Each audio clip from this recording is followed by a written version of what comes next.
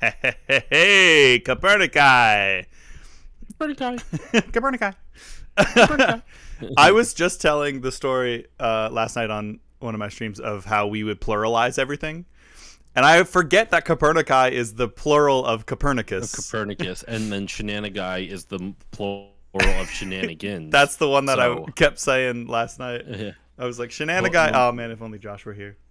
The plural, multiple so you have shenanigans, and then shenanigai, which is multiple shenanigans. Yeah. Well, speaking of Josh Koval and Shenanigai, It's me. It is him drinking a cup of back, God baby. knows what. Dude, we both have a lot. We have a lot to talk about. We do. There's a lot it's been 2 weeks since we last chatted. I had. Do you mind if I start off real quick? Because it's not like media based, so it's not going to be like something I can gush about for a long period of time. Okay. Well, I want you to gush. I don't body shame here, so you can gush. Take as long as you need to gush. Oh, I'll gush, baby. I know. Actually, we almost had a gushing incident, and what I mean by that is our fucking pipes froze 2 times over the last 2 weeks. I wasn't sure where that was going. Yeah. And it went somewhere I didn't want it to go. No. Well, so what happened was it was actually after our last stream, not exactly after. So we 2 weeks ago when we last streamed, I got COVID actually a couple days later. No, my sister and her whole family positive. did too. Tested finally joined the cool kids club. Oh, you never got it? I have not that I'm aware of. Wow. I may have gotten it before and didn't know because I didn't have the other symptoms, so I didn't figure I would test positive. But I tested because my you lost your C card. My C card, yeah. Took my surginity. Yep. Covirginity. Anyway, so my wife on like Thursday 2 weeks ago, so like a little less than 2 weeks, I guess now. Mm-hmm. She was feeling sick before me, and I was like, okay, well, she probably has a cold. Maybe I'll get it, whatever. But then on like that Thursday, she's like, I can't taste anything. I went, oh, well. So then I took the test too, came back positive. And while I didn't completely lose taste, I did have like a weird, like my sense of taste was definitely warped for about a week or so. Yeah. Actually less than a week, like maybe like 4 or 5 days. The worst of it was Friday, where I was just like, it was bad. Like it was tough. So that would have been Friday, I guess, the Friday before Christmas. No, wait, hold on. So we did, it would have been Friday. Actually, it's been 3 weeks, I think. Yeah, it's been 3 weeks since I got COVID. Yeah, it's been 3 weeks because on the last time we streamed together was December 10th. Yeah. I got COVID on the 13th, or like on the 12th. And then on the 13th is when it was the worst day. The night of December 13th into 14th, I woke up in the middle of the night to go to the bathroom, and the toilet wouldn't flush because there was no water in the bowl or in the tank, and also our sink wouldn't turn on. I'm like, God damn it, you've got to be kidding me. Yeah. So our pipes froze, and we're like, I was worried about this, but I didn't know really what to do. I did go down to the basement just to see, like, do I see water running anywhere? Oh. And there was none. No pipes. Okay. And throughout all of this, no pipes actually burst. Good. Which was nice. So then Saturday morning, that would have been Saturday the 14th. I was feeling already much better. Like, it was crazy. Like, I knew I still had, like, I was still probably contagious, considering I just tested positive on Thursday and I had all the symptoms and all that other stuff. But basically, there's a section of our basement of our new house that the flippers just boarded up, and we had no idea what was there. It was boarded up with plywood. The flippers. Yeah, sorry. Yeah, the people who flipped the house. Yeah. And I knew there was something back there because back where they boarded up, because there was a pipe, like a drainage pipe going back there, like clearly leading from I think my mother-in-law's bathroom for her in-law suite. Oh, that's our drainage system. That's the warp pipe. That'll just take you to the other side of the house. It's the war pipe. I thought you said the war pipe. I'm like, I know I'm angry at my mother-in-law sometimes. That's the war pipe. Just clang on it. I fucking hate you. No. So, Saturday morning, the 14th, I wake up early, and I tell my wife, I'm like, I'm sorry, I have to take care of this, because if our pipes burst, that's going to cause a fuck ton of money. Oh yeah. To like repair, and I don't know where it's going to burst, if it's going to burst. So I know where I have to get, but I can't find our hammer anywhere. So I drive over to Lowe's, which is like 5 minutes away, thankfully. And I drive over to Lowe's, I buy a hammer, and I also bought, I forget what else, I bought like one other thing. It was an extension cord. Because basically what I wanted to do was open up the spot that it's at, and then I wanted to put a space heater in there in the hopes that I could heat up that area and thaw the pipes steadily, or also use a hair dryer on individual sections of the pipe. Open it up, and it was like the flippers just put a bunch of shit in there that they didn't know what to do with. They didn't throw it in the trash. There was like an old part of a heating system that there's no fucking way I'm going to move. The section that's there actually used to be a stairwell that would go up and out. But they decided to build a deck over top of it, and they didn't insulate any of it. And I can literally see straight to the outdoors. I can see daylight coming in. So I know now, like, there is just no insulation protecting us from the cold elements there. Jesus. Except for the piece of plywood that they literally nailed to the concrete wall. Oh my God. That was it. What? Yeah. So that Saturday, I spent literally from pretty much 8 a.m. to about 6 p.m. calling my dad. I couldn't ask my dad to come over because I got COVID. Like, my whole family has COVID, so I can't have him come over. And what ended up happening was, through a lot of back and forth and trying to figure out different things, I saw that there's insulation wrapped around the piping. That's correct, but it was eaten away by mice. No. So the mice had caused it, and so I ended up going to Lowe's again. I bought insulation for the pipes that I re-insulated. I bought hanging, like, insulation that you put in walls and shit. And because there's the only thing that was above, like, protecting us from the deck above us was just a single piece of plywood. And so I bought like insulation you put in walls that you can use for ceilings as well. And then I also bought like spray foam insulation to seal up the holes that like regular like fluff insulation wouldn't really be good for, because it'd be exposed to the elements. So I bought all of that and insulated the shit out of it, and it honestly worked pretty well. Okay. It like if I put a space heater in there, it heats up really well in there. It's like nice and toasty in there. Only in that one spot, because the rest of the basement is like 40 degrees, but like it was or like 50 degrees or some shit. So you determined that because there was no insulation, that was the part of the house that was the coldest, and that's where it was freezing? Like there was nowhere else? Yes. Okay. Well, so much so that like I could literally before I moved that plywood board that they had there, I could literally feel cold air blowing into the basement from the little crack, the little section they cut out of the board for the piping that I was talking about, for the drainage pipe. So like you could, and I like I said, once I ripped that off, I could literally see daylight. Like there was just so flippers, dude. Fucking it's. I know, but I have a. We're learning more and more about how much they kind of fucked over this house. Yeah. Not us specifically, just anyone who would have bought this. Because then the other half of it is our heating system cannot keep up with cold when it gets that cold. Yeah. It physically cannot. And we discovered, we called a heating specialist, we called an HVAC and plumbing specialist, because the very next weekend our pipes froze again. We were able to get them unfrozen on the weekend of the 14th. Then the weekend before Christmas, they froze again. But we called a specialist who came out literally 2 days before Christmas. And he looked at our HVAC system, and he also looked at the plumbing. He said specifically he's not a plumber, but he can look at something and know, like, okay, you're going to have to like worry about something or like you're fine, but make sure it gets better, or if you see it get worse, call us type of Yeah. thing.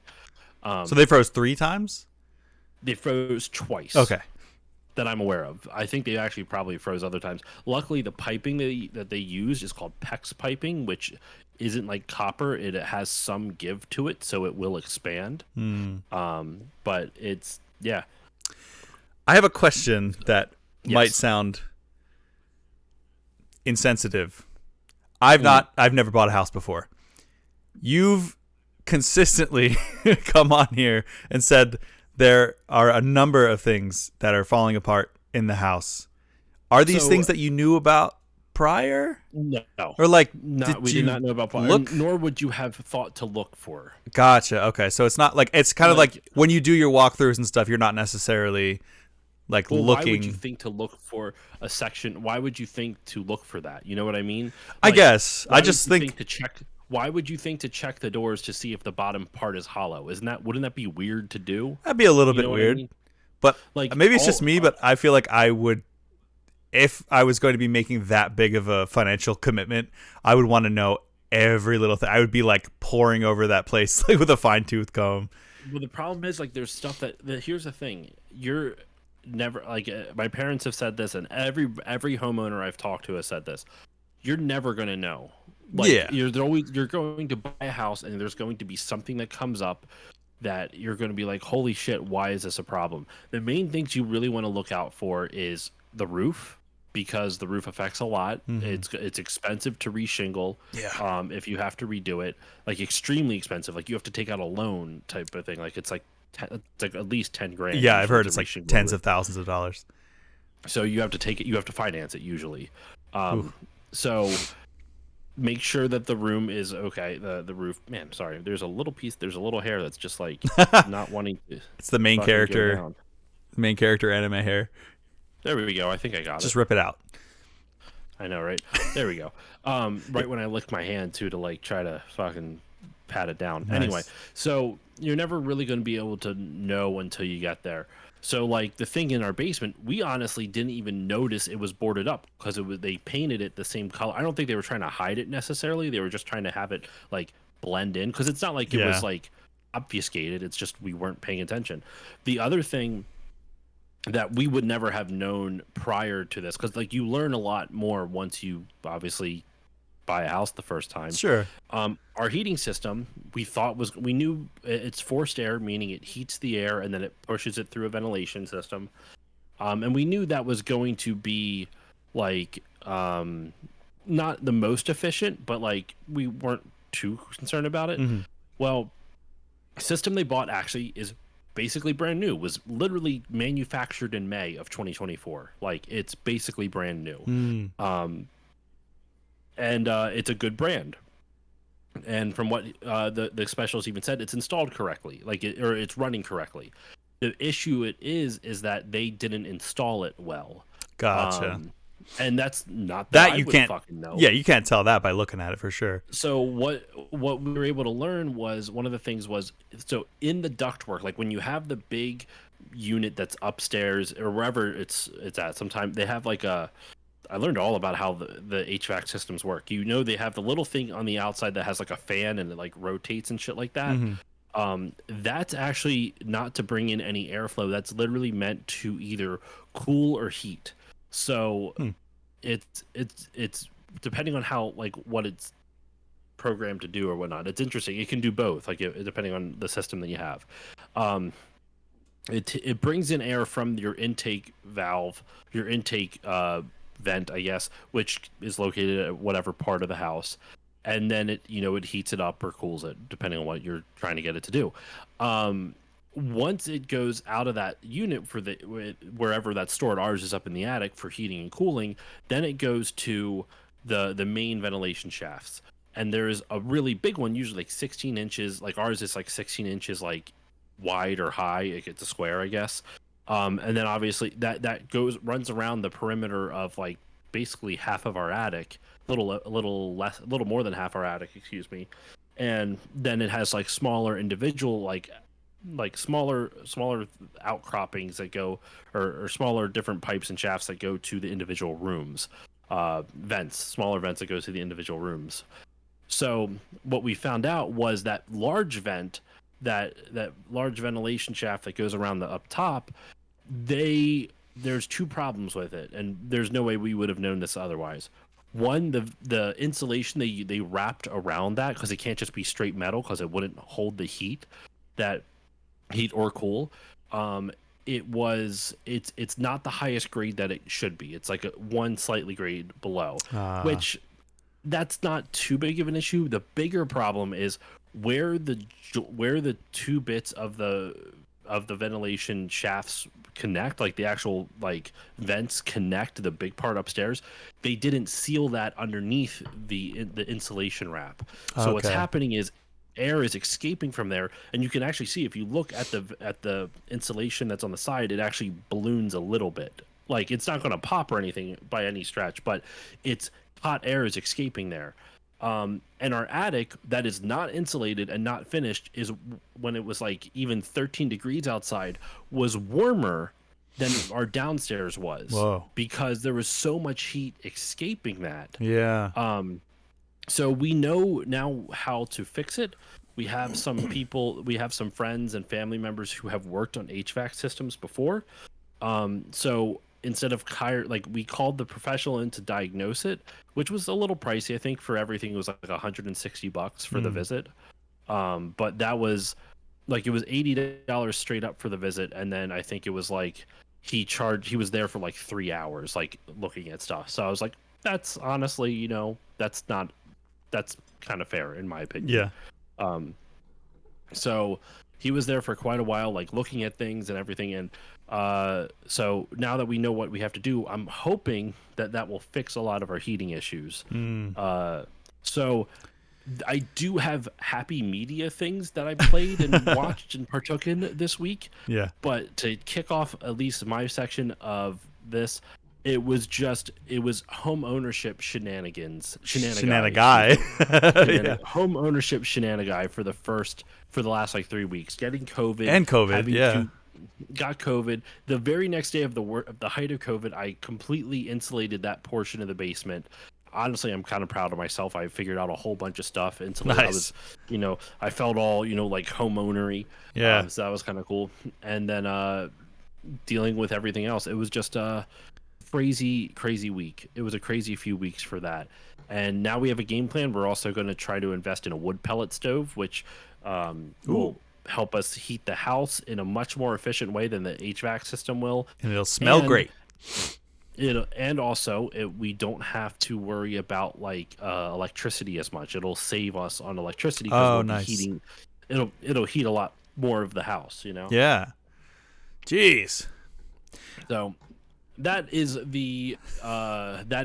I went before I had to drop out of our session 2 weeks ago on the 17th because I had a podcast recording that night. Right. This is what I was going to tell you, minus the HVAC thing, which wouldn't have happened yet. Yeah. But all the pipes freezing, and it's just wild that none of them burst. So now I have to be a lot more diligent with the weather. I have to check the weather every single day to see, or frequently now, to know when it gets really cold. So like right now, at least where I'm at, tonight we're going to be fine. Tomorrow we're going to be fine. I would even say Thursday and Friday we're going to be fine. But Saturday I'm going to probably do a slow drip of the faucets and pipes and stuff, so that way they don't freeze overnight. Yeah. So I can't help but think of Arnold Schwarzenegger in Batman, not Batman Forever, Batman and Robin, where he goes, "Always winterize your pipes." Dude, and the crazy thing is, I insulated the pipes. It is too cold to keep up with it. Yeah. There was nothing it could do. It was just too cold to keep. The only other solution that we could potentially do is that you would have to, you can buy these things that will like a little electric strips that you can put on the pipes that will heat it like through an electrical source. So you can buy these little tiny electric. Not really. Depending, as long as you don't have anything flammable nearby. And the pipes are plastic, so unless you're like are fucking like I don't think they're even capable of like getting any temperature anywhere near temperatures to melt Oh, okay. plastic. So I was thinking they were metal, and then I was like, metal, electricity, water. Ah. yeah, but so that is my stuff to kick off this. I want to hear from you, Andrew, some stuff you experienced, because then I got some games to talk about. I got a movie to talk about. Same. I have a Patreon poll. Ooh. Actually, you know what? I'll shout out the Patreon poll now Okay. because unfortunately, a game that I know you would love to guest on the show for is probably not going to win. Shit. Even with my At vote. one point, I mean, you would have to join the Patreon for as little as $1 a month. Nice plug. The patreon.com/stillloadingpod. I do a backlog month poll over on my Patreon, where every January or like right around this time, the beginning of the year, I do a big poll where 16 games get listed, and my patrons can vote for as many as they want. They're not limited to one vote per game or one vote total. They can vote for as many of the games as they want.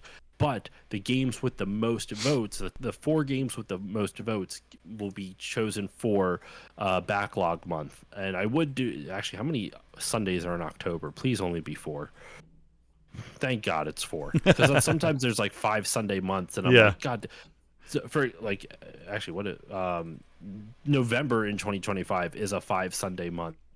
So I have to be careful of that. And January is a 4 Sunday. The next 5 Sunday month is actually March, which is going to be my Mario month. I was going to say. I've already beaten 3 out of the 5 games for it. Nice. So doing well with it. So the games, the reason I brought up the Patreon poll in the first place, the games being covered or being voted for, you have. I'll tell you what they are, and I'll tell you which top 4 are currently winning. Okay. You have Danganronpa, Trigger Happy Havoc. Okay. You have Castlevania for the NES, the OG Castlevania. Ooh.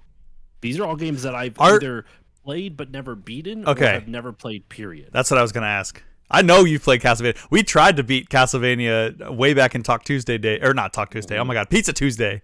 Pizza Tuesday. It's a tough game. It's so hard. Okay. I'll probably end up using save states, and I'm not afraid to admit that. Yeah. But, then Live Alive, which was a Super Nintendo RPG that was originally Japan exclusive, but they did a Switch port that they released everywhere, and so I have. Oh wow! Okay. Sorry, getting a little congested. This is the game that I know you would want to talk about, Nier Automata. Unfortunately, it is not in the top 4 right now. That's okay. I don't know if you're going to do it, but I will say it's you will enjoy Automata more if you play Replicant first. But it's not. I don't own that. I will let you borrow mine. I have it on PS4. It's so good. Okay. And Polisa will tell you that one is better. And I do think that there is aspects of it that I like more. I actually like the story and characters slightly more in that one. But there's a lot. They're not very connected, but they're connected enough that the little things that they do put in there, it's gonna make you cry instead of being like, what the hell is this? It's the difference of being what the hell is this and weeping. So I would definitely recommend it. And it's more fantasy than sci-fi. Well, then maybe it'll all work out then, because it doesn't seem like this one's gonna win. Yeah. Detective Pikachu for the 3DS. Okay. Luigi's Mansion Dark Moon for the 3DS. Remember Me for the PS3. Ooh, I've never played that, even though it's like cyberpunk, like parkour stuff. Cyberpunk Uncharted, kind of. Yeah. Vagrant Story for the PS1. Okay. Ukulele for the PS4. Oh, nice. Donkey Kong Land for the Game Boy. Okay. Trace Memory for the Nintendo DS. Ooh, do you have the OG of that, or I have the Switch original. One? Okay. I have the original. Oh, did you import that then? Because wasn't that only? No. Oh no, the sequel was only Japan. The sequel was only Japan, which you can now get on the Switch. Yeah. Nioh for the PS4. That's kind of like that Nioh. game or whatever. Nioh. Yeah. It's like they took the 3D Ninja Gaidens and made them like Dark Souls. So I think you would hate it. I like. Let me put it this way: I don't hate Dark Souls combat all that much. I just can't stand its progression system. Hmm. Its progression system. I don't think. I think the combat actually is really satisfying. It's just that the amount of bullshit the game puts you through just to get good at a boss or at a Yeah. fight, it doesn't, like I've said 1,000 times, I finally boiled down to why I don't like it. It's not the fact that the game is hard. It's the fact that when I do overcome all the bullshit they throw at me, I'm never like, yes, I finally did it. I go, why did that was stupid. I feel like I wasted my time. Or like And that's what's the next bullshit thing that's gonna take me a million years to get through? yeah, that's really where it comes down to. It's not that the game is bad. I want to be that, like, that angry person to be like, it's not as good everyone says it is, push up my glasses. But really what it boils down to is that the thing that hooks people in that game is that sense of satisfaction of defeating a hard boss, Yeah. of like struggling and like pushing through and persevering. And I just don't feel it. Just Hmm. I don't feel it at all. Yeah. The next one after Neo is Golden Sun for the Game Boy Advance. Oh, do you have a physical Uh, copy? I have a physical copy and it's on Switch Online now. How do they do the Um, sunlight thing with or no, that's not the That's not Golden Sun. You're thinking of what the am I thinking other of? game. Yeah, there's another game. I know what you're talking about. I forget what it's called though. Um, then there's Parasite Eve for PS1. Never played that. Phoenix Wright Ace Attorney Justice for All for the DS. That is the second Phoenix Wright game. Okay. And finally, the game number 16, The Saboteur for PS3. Oh, I don't know if that would be good anymore, but I remember liking it when it first came out in like 2009 or whatever. But I'd be very curious. So we so yeah, that's what those are the 16. Now the top 4 as of right now. okay. And based off because I can see who votes and what they vote for, I don't think I think this is pretty much locked in, but unless Mm. someone wants to join the Patreon and pledge only $1 for a month, you can vote. Can I Just saying. can I guess what's in number 1? Yes. Can you go through them all again real quick? Okay, real quick. Danganronpa 1, Castlevania 1, Live Alive, Nier Automata, Detective Pikachu, Luigi's Mansion Dark Moon, Remember Me, Vagrant Story, Ukulele, Donkey Kong Land, the Game Boy one, Trace Memory, Neo, Golden Sun, Parasite Eve, Phoenix Wright Ace Attorney, Justice for All, and Saboteur. Knowing your tastes and therefore by extension your audience, I'm gonna guess Golden Sun. That's number 1. Yeah. That's number 1. Number 4 overall is Live Alive. Oh, I've never heard of that. Which actually, it's interesting. It's like it's like one of those. It's kind of the predecessor of Octopath Traveler in the Okay. sense that it's 5 separate characters that all have separate storylines and arcs, and they don't really necessarily tie together except maybe tangentially. So it's not really a predecessor, I should say, to Octopath, but Octopath has like 8 different characters and different stories and stuff like that. They're all kind of doing their own thing. And this is kind of like that. So that's number 4. Number 3 is Castlevania on the Okay. NES. And number 2, since you already guessed one, is Golden Sun. Number 2 is Parasite Eve. Oh, okay. I would have guessed Castlevania is number 2, but number 3, yeah, that makes sense. But Parasite Eve gets a lot of love. I have never seen nor touched. No, I know nothing about it. Every time I hear it, I think it's a Resident Evil game because It is I get not- it it's confused with Code Veronica for some reason. It's a it's a horror RPG made by Square back in the 90s, PS1, so Okay. like in the heyday of it, and it seems pretty short. So the only one that I'm really worried about in terms of length for this, believe it or not, is Golden Sun, but since it's a handheld, it's probably only about 20 hours, Yeah. which I can manage.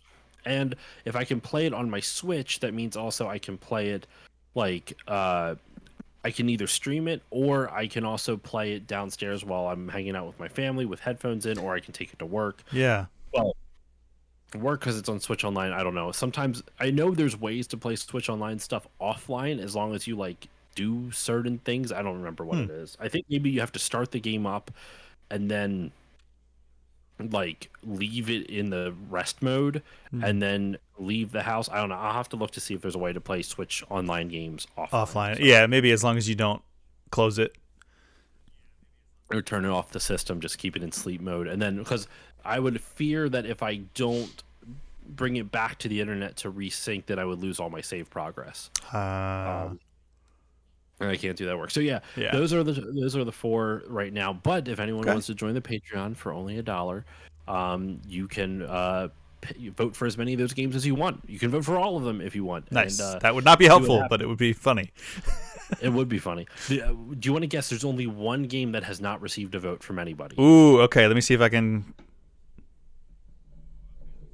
Uh, I see. I would have guessed Live Alive because I know the least about that one. I will say, off the top of the dome, I'm trying to remember what they all were. No votes. I'm gonna be sad if it's near. Uh, Donkey Kong. No. Hmm. Remember, I already told. Actually, I told you Nier wasn't winning. I didn't tell you how many it was. Nier has 2 votes Okay. actually, and just to put in perspective, the one with the most, Golden Sun, has 7. Hmm. Okay. Um, Danganronpa. Mm-mm. Ace Attorney. I'll You can tell me. one more guess. Okay. Detective Pikachu. Oh, see, I Detective thought. Pikachu is the only one that has not got it. I'm surprised. I thought people would want me to play a Pokemon game, but I know Right. it's not like a main line Pokemon game. But still, I think someone would I would have fucking thought play a that Pokemon. people would have voted for that, like just for the memes of it, just because it's funny, talking Pikachu. Mm. Okay. I like doing this backlog poll though, just because it's a lot more chaotic and a lot more like you don't Yeah. really know what's gonna win. Yeah, I like I that because too. and what's gonna happen after this one is done. I have another poll that's gonna go up, which is my quarterly Patreon poll. I do so for not to continue to plug my shit, but like uh at the beginning of the year I do this is actually the second year I've done it is the backlog month thing, which is happening literally right now. And then every quarter, so every 3 months, I pick 4 games, and then my patrons can vote for just one, and whichever game wins the poll, I talk about on the show. And actually, the one that won last time was The Last Guardian. I did The Last Guardian, Nice. That's right. and Did you end up beating that? oh, yes, I Okay. did beat it. I need to I'm play it. actually in the process of editing it. Editing the episode turned out fantastic. It's Nice. like I I don't say this lightly because I sometimes get a little too self conscious and I don't want to come off as like braggy or anything like that. But like, it has been a long, I think because 2024 was a tough year for a lot of different reasons. Um, I just my wife and I were searching for a house for so long, so that was looming over our heads for most of it. Yeah. And so while I think this year the show was overall a pretty decent success, I don't remember most of it. Yeah. It feels like a blur. Like I remember some moments, like with my Toriyama month, where I covered Dragon Quest 1 through 3 and Chrono Trigger and a World of Warcraft series, mainly because I recorded all of that here in the new location. Hmm. Um, but I think it's just I'm still getting used to being I like that the house. Sorry, all over the place. The house thing was weighing on us for so long, and now that that's finally done, and then the holidays came right after that, and then dealing with pipes and all this other shit, Yeah. and with all of that in mind, the what is it? I already have in the new year four episodes recorded for next year already. Um, one's completely edited. It's actually coming out on Patreon in like 3 hours. Nice. And then it'll be out for everyone on Sunday. But I've already recorded four through what did I say? I said four, right? Yeah, 4 different episodes this year. And I can genuinely say all four I think are some of my best work. Wow. Yeah, like Nice. I'm very like not necessarily my best. I don't know what my best would be, but it's like I left all four of those recording sessions being like that was a good one. Mm. And Yeah. that doesn't happen often. I'm not even saying that to I'm not saying that to be mean or rude to my guests or anything like that. It's very seldom it's on them, but it's I don't always have that level of confidence in every episode I record. And you just have to put it out. Like whether you think it's good or not, you kind Yeah. of just have to keep doing it because you're on a schedule, and B, repetition, practice. Yeah. It's going to teach you something. Yeah. But so far, 4 episodes, like I was worried because I thought like 2023 was like a big year for my show, and while 2024 was good, it felt like it didn't grow as much as I was hoping it would have. And I don't know if 2025 is going to bring any better luck. But if the first 4 episodes are any indication of that, like I really like these 4 episodes that I've recorded. They're not the first 4 in the order that they come out. I've already recorded an episode that's due out in March. So Dang. just working ahead, baby. Nice. So anyway, I'm sorry for going on so many tangents. It's already been almost 40. It's been over 40 minutes It's of me all right. bullshitting. So Andrew, I'm throwing it over to you finally. Talk about some of the stuff you experienced, my friend. Okay. Well, to respond to the first things that you were talking about with the COVID and the holidays, my Christmas was so chill. It was just me and Polisa, and that was because it was just gonna be me and her and my mom. But my mom, God, my mom was gonna go see my sister, who lives like 3.5 hours from my mom, who's like an hour and a half from me. So they're like 4 hours away. But my sister and her whole family got COVID. And my mom got sick because she works with kids. So she got RSV, which is like some. Oh, Jesus. Yeah, it's disgusting. RSV is serious. Yeah, That's yeah. super serious. Even So in adults, dude. Yeah. I was like, God damn it, those fucking kids. It's because she's like, yeah, I picked up a kid and he coughed into my mouth. And I was like, I would have thrown the child like a dirty rag into the nearest waste bin. Come on. So obviously that kind of put a damper on any family. Also, my dad was going to go from Pittsburgh to see my sister and then come back down and see us on the way home. And that obviously didn't happen because he was exposed to COVID at my sister's. So I saw nobody on Christmas, and it was just the lady and I. Sucks, man. And we were all for it, honestly. Like we were like, cool. We don't have to do anything. We can just relax, because it was our first Christmas together that was just the two of us. Because last year we saw her family. And this year it was like, wow, wait, we don't have to do anything for Christmas. We can just get up and make cinnamon rolls. Like, she made these amazing cinnamon rolls. We had hot chocolate. Dude, that's what Courtney makes too. Yeah, that's like my Christmas go-to morning thing. Oh, and I got this bacon from the market that's like, it was like cinnamon roll bacon, where they like cured it in cinnamon and like vanilla bean, and it was so good. And we just. I am still listening, by the way. I'm just like organizing shit. Sorry. No, you're good. But yeah, then we just did presents and we relaxed, and it was nice. But it's just wild that COVID it's seeming like it's never really gonna go away. It's not, but it's going to get lesser and lesser as time goes on, because the whole idea of a virus is that it doesn't want to kill the host, because it wants the host to be able to spread it as much as possible. So that's the good news. COVID is only going to get not as bad, right? But I don't think it's ever going to go away. Yeah. Aside from that, I think the number one thing that I experienced that I'm super stoked about is I saw Sonic 3 twice. Ooh, which tells you how fucking good it was. I have heard nothing but good things about it. Like, man, have you seen the first two? Yes, I did. Okay. I liked the first one, was super fun. The second one didn't have as I liked it, but I didn't think it was as much fun as the first one. Right. Like, I didn't think it was bad. I just was kind of like, they could have done worse. Yeah. So they could have done way worse. I've heard the third one is like legitimately like good. They are finally, so it's the highest as far as the one I saw, which was maybe last week, the highest rated video game movie adaptation on Rotten Tomatoes. You know what? I will have to set aside some time this week to go see it. Maybe that'll be my play, because like I saw the last one in theaters as well. Oh, cool. Yeah, it's incredible. And what makes it incredible is what is the main problem with like Transformers movies and the first couple of Sonic movies and the Knuckles show, to be honest, is they just did too much with the human characters and not enough with the characters you're there to see, like Sonic and Tails. And yeah, the second one was, I think I like the second one more than the first one. Maybe I'm biased because Knuckles is my favorite and he's just the best.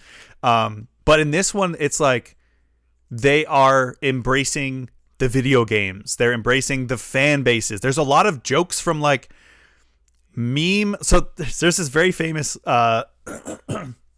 like fan dubs of the 3D Sonic games where they do it in real time with no prep beforehand. They're called the Snap Cube dubs, and they're so goddamn funny. And they just kind of permeated the zeitgeist of Sonic fandom. And there's a lot of like lines that could be referencing those, which I find hilarious. Is it done cleverly though? Because one yes. of my biggest pet peeves in writing is when they rely too much on internet memes, because internet memes are so heavily contextual towards the group that cares about it. So if you like, I don't know any of that, so if I hear it, it's going to mean nothing to me.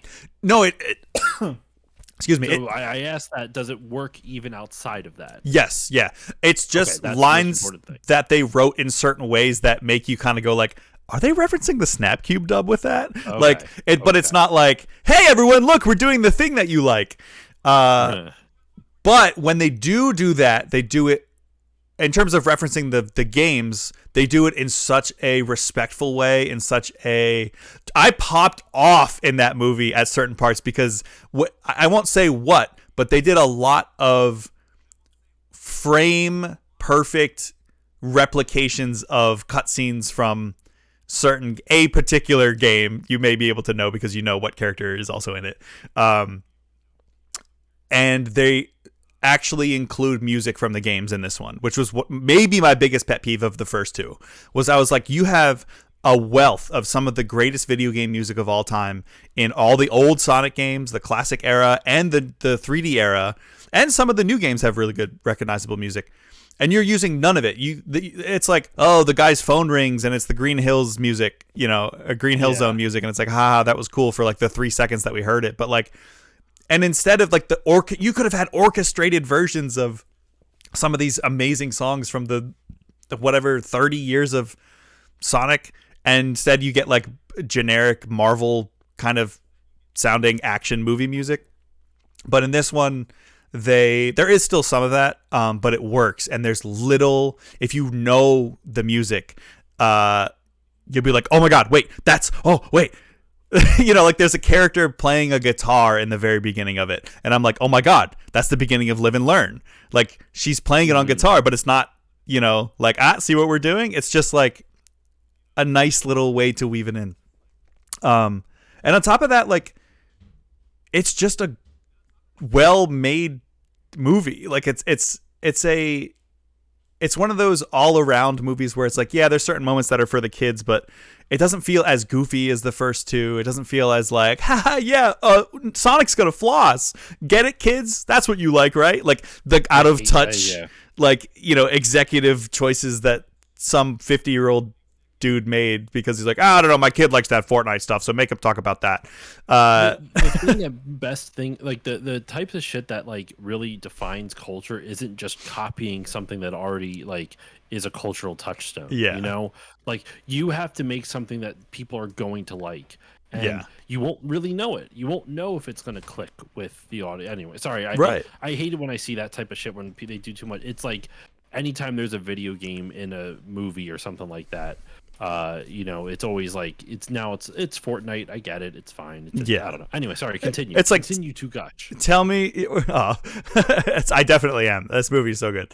It's like, tell me you've never played the game before. Like, it's like, I don't know. It's the little blue fast guy. Who cares? Whatever. My kids like him. Mm-hmm. This one was like, I don't know if the other ones did, but this one I remember seeing Ian Flynn's name in the credits as one of the producers, and he's been like writing for the Sonic comics for ages, and so it's like clearly there's somebody on the team who like really, really gets it. And do you know what the the Sonic character that they've revealed in this movie is?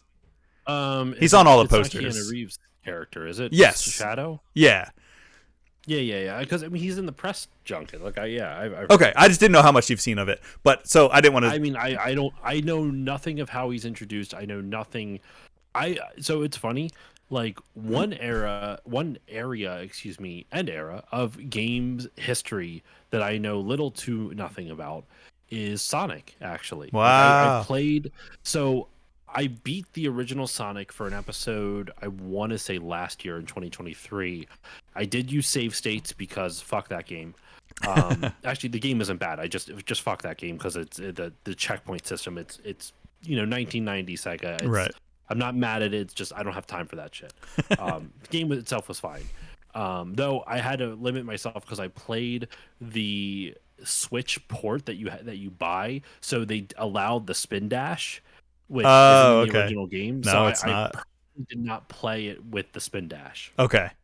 I might have accidentally once or twice, but I never like relied on it type of Yeah. thing. It's tough going back to that first one without it after you play 2 and 3. It's hard Yeah. to build up I momentum.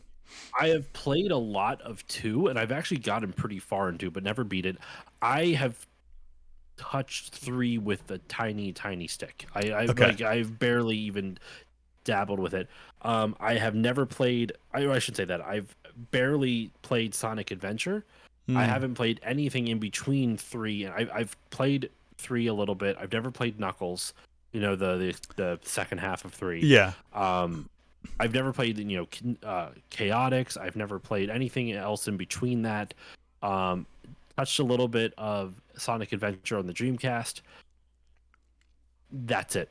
Wow. I've maybe dabbled here and there with like Sonic Generations or some shit Yeah. like that. I also have which one is it? Hold on. You keep talking about the movie. I'll show you the two Sonic games I have for Switch. Okay. Yeah, so you know that Keanu Reeves plays Shadow, and Yes. maybe it's a hot take, There but we go.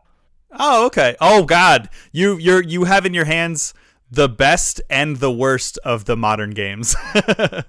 Yes, I've heard people like Frontiers a decent amount, and people dislike Forces. Though I've heard some people actually like Force. I have a friend who is not. I wouldn't say he's a Sonic fan, but he likes Forces. I think Um, it's just kind of boring. and Like I got Joy-Con skins. Look at oh, that. nice. Look at that. Frontiers That's is fancy as cool. shit. Frontiers does a lot of really interesting things. I just the world is a bit boring. It's like you're gonna do the first truly open world Sonic game. Maybe make it a little more interesting. I don't know. Uh, Hmm. but I liked it. I didn't beat it, but I didn't beat Forces either because I was just like, this is just kind of boring.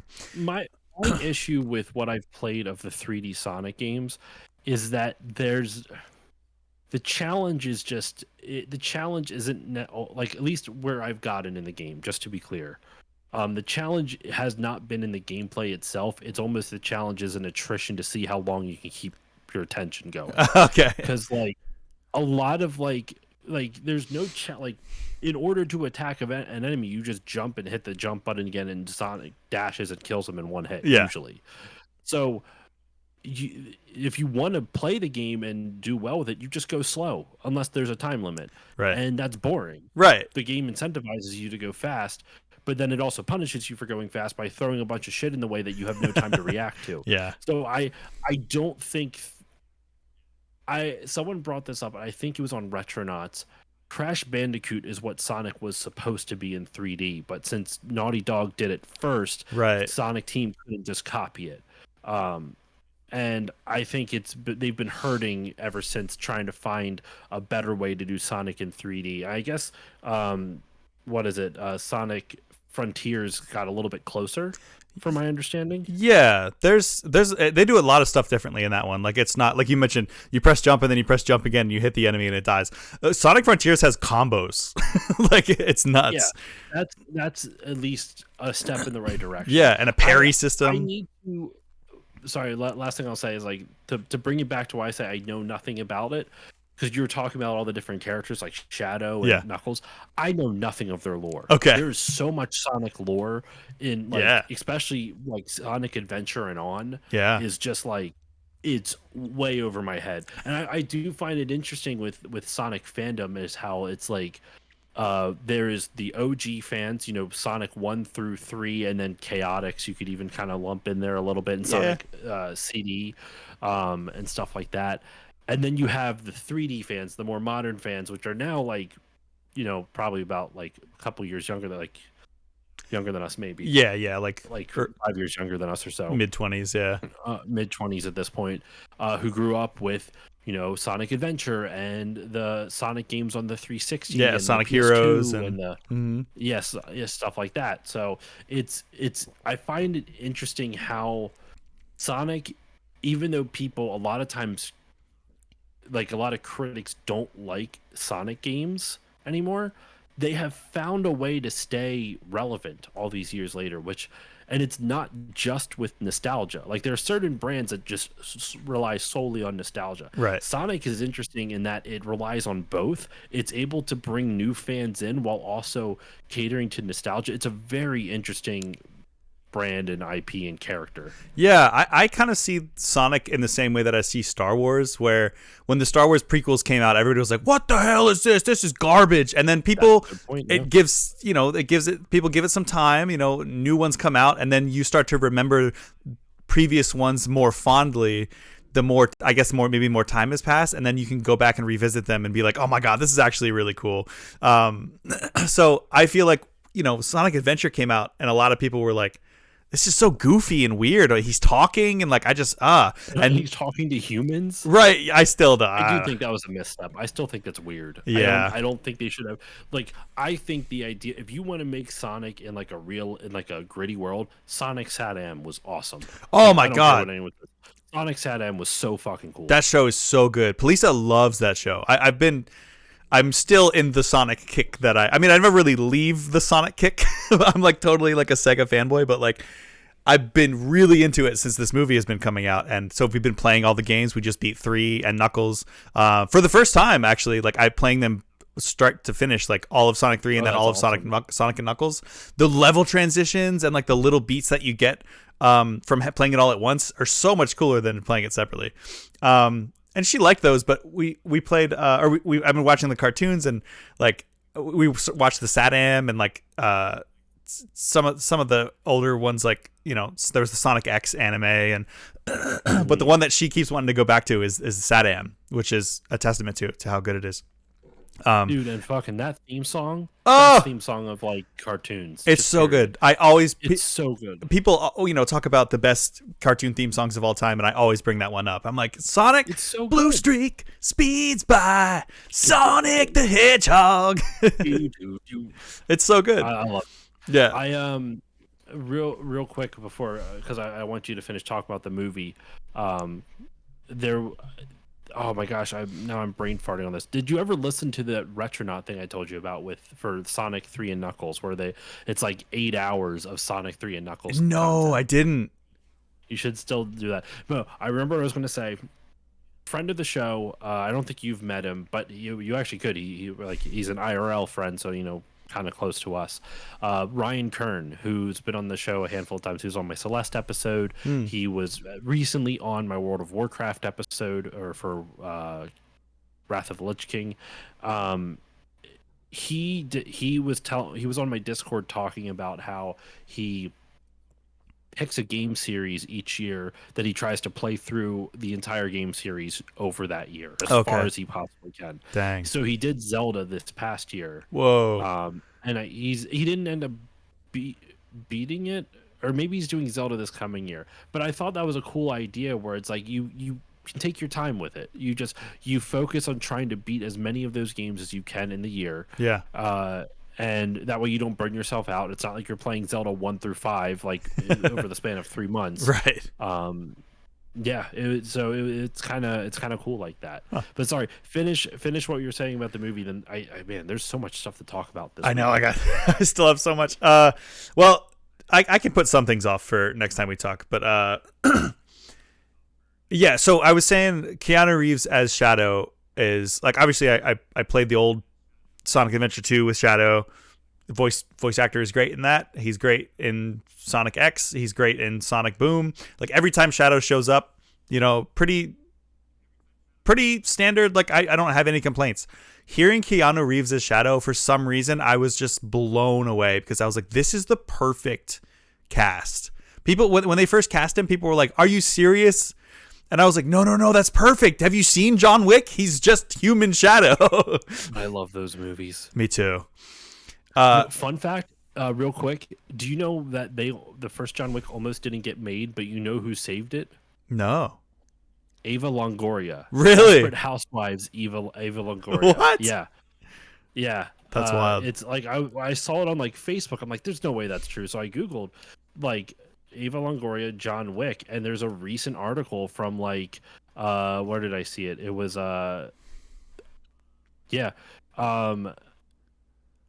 she what is it? She confirmed it with Business Insider. She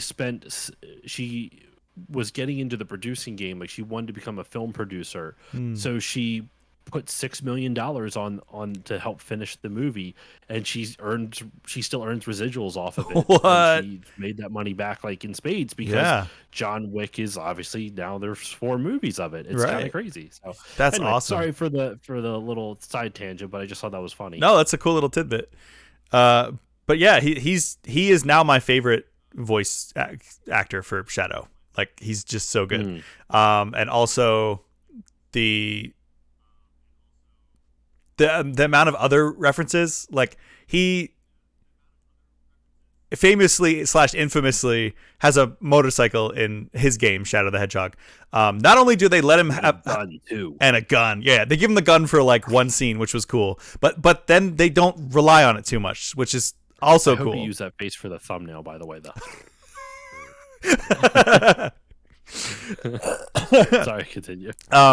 But they give him a motorcycle scene, they give him a gun scene, and they also let him do the Akira slide on the motorcycle, which I was like, okay, all right, yep, I see, yep, you're in. This is for us. And I kept being like, I felt a little bit bad because I went to see it with a group. Well, the first time I saw it with a group of 6, and then the second time I saw it, it was a group of like 8 or 9 of us, and the people who got the tickets, I don't usually like being in the very back row, but both of the times the people who were in charge of the tickets, they did it in the very back row, and I'm kind of glad because we got so hyped, and so like, you know, like a song would come on and we'd be like, oh my god, or a little reference would happen and they'd be like, oh my god, they did the Sonic Heroes formation, or they did this reference, or they did this.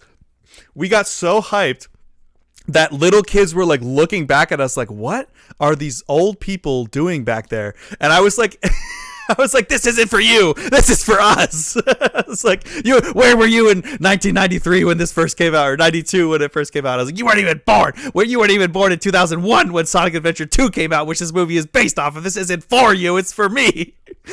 And okay, Grandpa. I know. I was like, let me have this. I don't have a lot of things anymore. You got plenty of things. You're fine. I know.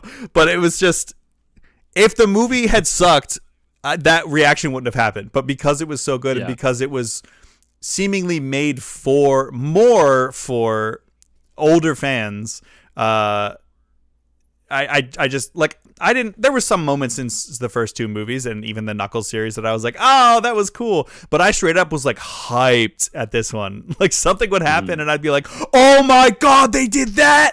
Like, it was awesome. Maybe my favorite movie I saw all year. That might be recency bias, but oh god, wrong with that. I was nursing a headache before the stream, and now it came back. My favorite game this year is one I literally just beat last night, so recency bias is fine. Okay. Well, speaking of favorite things, I do have some things that I want to talk about, but we can save that for next week because they're not time sensitive. We still got time, so like I said, I'm not going anywhere. So as long as you don't mind that this may go a little bit longer. So no, I don't mind at all. Sorry, what were you gonna say? I was just gonna say I have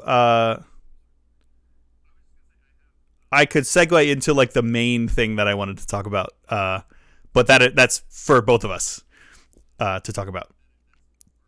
Okay, what's the main thing? Well, I was just gonna say, if you had like little things you wanted to throw out first before we got to this, or would you rather do the bulk of I'll it do the now. little things. I'll do the Okay. little things real quick. Okay. So for Christmas this year, I got Ratchet and Clank: A Rift Apart. Nice. It is so goddamn good. I got it for Christmas and I beat it last night. It is Nice. so good. I didn't even really touch it on Christmas night. I had other stuff to do, so I didn't get to play much. But oh my god, was it good? It was like, you ever play a game and it just reminds you of why you love video games again? Yup. I have one that I'm going to talk about that did that. Well, actually, I've That's already talked about it, but yes. that's this. And you've loved this Oh my god. series since from the beginning too. I've found that a lot of the game. So what's interesting is like, it took me a while to kind of realize what I like and what I don't like. And the reason I say that is I remember, like, I would play Ratchet and Clank, I'd play Jack and Daxter, I'd play all these others, and I remember being like, like I liked them well enough. But then my buddy Tristan, Tristan, Yeah. he would be like really like hooked on something. It was the same with Uncharted, and then it took his enthusiasm to like get me to get back into it and really see what was so good about him. And in a weird sense, like, his enthusiasm for games helped me open up my own enthusiasm for games and like realizing what I like and what I don't like and kind of figuring out my own tastes. So when I first started the series, I wouldn't even say like I was a huge fan. I liked it. And then it wasn't until I want to say like the PS3 era that I started playing them again. And just, man, the PS3 games are good. Yeah. They're really good. This one is the closest I've seen. They say this about a lot of Ratchet and Clank games, that it's like a Pixar movie as a game. This one's actually like a Pixar movie as a game. Like, they said that about like the first PS3 game, and it is, but like this, a rift apart through its not just its story but its gameplay, very much feels like a Pixar movie in the best possible way. Nice. The animation is stunning. The story is the best story in the series. I'm not saying that it's going to make you cry or make you emotional, but when there's an emotional moment with a character, they do a much better job at selling that and having it hit. Okay. Versus the other ones, they would sell it and it just didn't quite always work. As like, it worked, but it just didn't work 100%. So I played it. I beat it in 5 days, like 4 days, and I want more. I'm actually very close to platining it. I need one final achievement, and it's literally like, it's hard to do. It's there's a weapon that you can get, which is like a shield type of thing, a shield gun, and a little shield comes up, and you can absorb shots, and then you hit the fire button and it'll shoot the shots back out. Okay. Which is kind of cool, and you have to kill 10 enemies like that, like not with the shield itself but with their own bullets coming back at them. Okay. And that's very hard to do. Yeah. It's like because you don't really have a huge amount of control, and like you could like absorb a whole bunch of shots, but then the problem is that if you absorb all those shots, it drains the battery of like your shield faster. So like you have to pick and choose how you want to do it. So it's a little bit frustrating. I'll figure it out at some point, but it's so goddamn good, dude. Like, nice. The whole time I was smiling ear to ear. It was just such a wonderful experience. I love that. The only thing I've seen from that is how incredible they utilize the PS5's load times when you're just jumping through portals from world to world. I remember when they first showed it off, I was like, holy crap, this is awesome. It's an entire other zone that they just load like that. Yeah. It's crazy. It's a good example of how to make a AAA game that's not going to break the bank. Yeah, because it's technically impressive. It's visually impressive, and the gameplay is just solid. And it's like it was a 16-hour game, even with me doing a whole bunch of extra stuff. Okay, like I like that. I like that.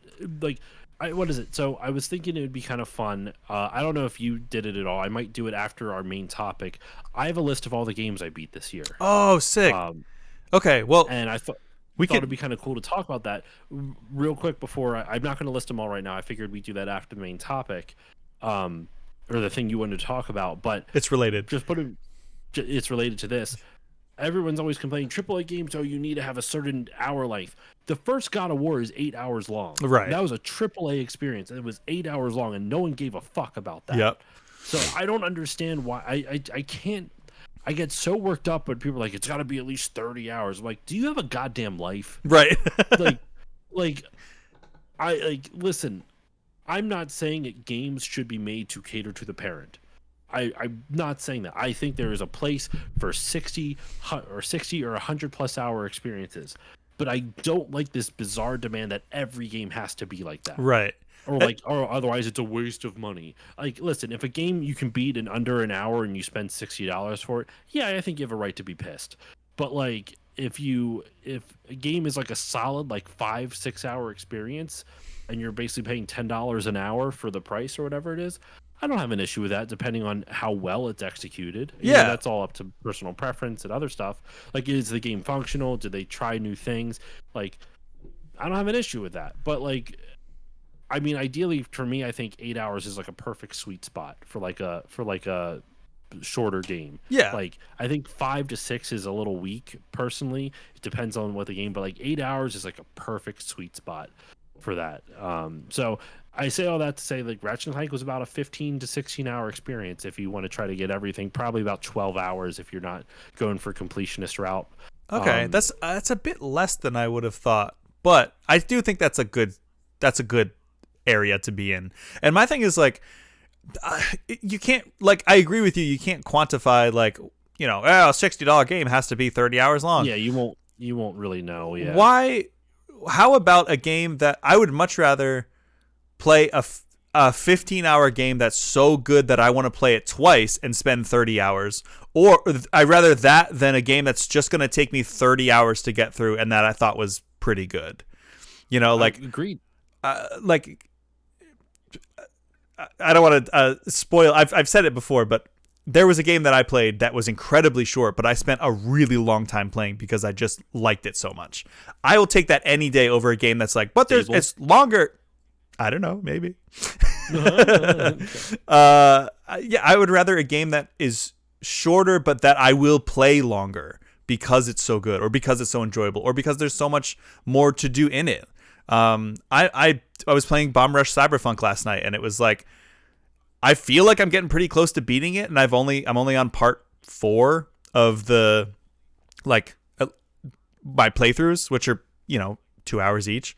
So I've put 8 hours in so far. I think I'm pretty close to beating it. But then off stream, I'm like, I want to go around and collect everything, and I want to do this, and I want to get all the graffiti and all the costumes and everything. I would much rather that than a game that's like, okay, oh my God, there's still like 20 hours left. Okay, well, let's get through this. Dude, yeah. That was my feeling with Okami when I played it last year. Like, way too fucking long. Anyway, sorry, I've heard that. Like, derail it. No, it's okay. Way too long. It's a beautiful game, but way too long. Shout out to fucking Okami 2 coming. Yo, that was cool. Shit. It was so funny. I meant to cut this out and make it a TikTok because I had a really funny moment where I was like, I was watching it live, and it was like they showed Okami, and I was like, oh, Okami, and then I saw it and I was like, it's not a sequel, and then the words came up, Okami sequel, and I was like, okay, I guess it is a sequel. Also, cut it out. I should. New Ninja Gaiden too. Yeah, I thought as soon as I saw that, I'm like, Andrew's gonna be so happy. Yeah, well, I was like, I was starting the stream, like I was a little bit late getting to the live show, so I'm literally still setting up, and they're like, and here's our first video, and I was like, oh my God, I'm like getting my phone, and I'm like, do I have my drink? Are my lights on? And then they're like, Team Ninja, and I was like, no, and they started showing the gameplay, and I was like, a new Ninja Gaiden? What? The first thing they showed. The Game Awards this year, I think it's a hot take. This is a hot take. No, it's not a hot take. Some people still hate them. I get it. It's a big advertisement type of thing. But I actually thought it was pretty good this year. I did too. I didn't hate it. The only thing that definitely still too many advertisements, still too long, and not really appreciating the developers like it's supposed to. Yes. But they didn't hurry anyone off the stage. And they let Statler and Waldorf rip Jeff Keighley a new one. So. Yeah, that was great. My thing is like, can we just... Oh, got some spam in the chat. Get out of here. I was excited because I saw a chat. Nobody loves you, Orphan Ussy. I hope you get... Now, out of context, that's fucking awful. I hope you get railed in the Orphan Ussy. That's even worse than Anyway, back to the Game Awards. My biggest pet peeve. Yeah, okay, it's too long. It doesn't need to be that long. There was a lot of trailers where I was like, this didn't need to be released during the Game Awards. My thing is like they don't respect all of the, and the Oscars do this too, but the Game Awards is worse. They don't respect all of the categories. There's like no, they don't. They're like, oh, and here's the best fighting game. It was this one. Anyway, let's talk about. And I'm like, what? What about people like me? Like, I love fighting games, or like they do like best racing game, best sports games, like, and then That's why they don't let I think the Dice Awards is the closest to like an actual like if you want to talk about like Game Awards that give a shit about the game developers and the genres. I've heard the Dice Awards is the closest for that. Sorry, continue. I've never watched those, but I'll have to check Neither them have out. I. Maybe we should. We should. Yeah. But it's just so annoying because it's like, and then there's also the pre-show, and it's like, if you're doing the pre-show, why are you doing awards and trailers during the quote unquote pre-show? Like, they're like, the Game Awards starts in 15 minutes, and it's like, but you're doing awards, you're doing trailers, you're doing, Statler and Waldorf. It's all the show. Mm-hmm. I thought it was good though. I forgot that we hadn't talked about it since the Game Awards. Well, I mean, it was because the Game Awards were on the 7th, right? Something like that, yeah. No, it was it was like the 12th. The 10th? 12th, and okay. Because the 10th was the last time we met, and I believe the Game Awards were on the 12th. Right. So. Side note: if you do want to do, hold on, let me see here. The 28th annual Dice Awards. Submissions are closed for the Dice Awards. It is 3-day Dice Summit on the evening of Thursday, February 13th. That's my birthday, so I probably won't be free. Yes, it'll be Thursday, February 13th is the night of the Dice Awards because there's a 3-day event. Dang. It's the Dice event or whatever is. The Dice Summit is a 3-day event, February 11th, 12th, and 13th in Vegas, and that is where the awards will take place on the 13th. Oh. So maybe that'll become like the Game Awards are fun as kind of like just a touchstone to talk about stuff, but like the Dice Awards seem to be where it's at for like actually recognizing the people who make games. Yeah. Or there was something else. Never mind. This wasn't so. I think I talked to you about the last time the quote unquote real Game Awards. Did you hear about that? No. I think I talked about it. Maybe you did. Oh my God! Yeah, the fucking like. That you have to pay to vote. Yes, and it's like, isn't it super like alt right? Oh yeah, like the dude who is like the dude who runs it is he's gone into the whether he believes it or not, I don't know, but he's catering to that grift for sure. Yeah. Whether I think he believes it because he apparently, from what I've heard, he was always kind of like somewhat right leaning, and then once he as with everyone who is somewhat center right feels the need that like, well, I have to, I'm fucking being silenced, so we're gonna blah blah blah, just make people mad make our audience consistently mad at people all the time. Even though the entire space of media has catered to us and still continues to cater us almost exclusively to us, but we're being silenced. There's not enough straight white men in media these days. Well, it's funny too because people are so mad about the fucking like not Insomniac. I'm sorry, Naughty Dog game. Yeah, it's like God, how and it's weird because if you look at the rest of the announcements from Game Awards, and I'm not even saying this to be like to make me seem like woke or whatever the fuck. I hate that word, but because I understand where that resentment people on the right have come from. I disagree with it, especially the execution of it. I think it's misguided and it's awful. But in like we talked about it, I think a couple weeks, 3-4 weeks ago now, where it's like in like 2013, 2014, like if you were a straight white dude, your opinion didn't. In some gaming circles, it was like, well, you're the enemy right now because of culture changing, and that radicalized people in the wrong way. And not saying it justifies it, mind you. I'm not saying that your reaction, instead of being introspective and thinking about the shit that the people are trying to tell you about it, they decide to triple, quadruple, and quintuple down and all that other stuff. So not defending it, I just understand where it comes from. With that said, if you look at I bring you back to the Game Awards, there was so many goddamn white dudes fighting I dragons. know. I got so The sick whole of it. thing, and I was tired of it by the end of it. And I don't have an issue with that. It's fine if that's what like everyone's going Dark Soulsy right now. It's fine. I just find it so baffling that there's so many people who are like, "Oh, Naughty Dog's woke game" or whatever the fuck. And I'm like, did you see like 80% of it was Right. white dudes fighting dragons? Like, what's the fuck's your problem? Oh my god.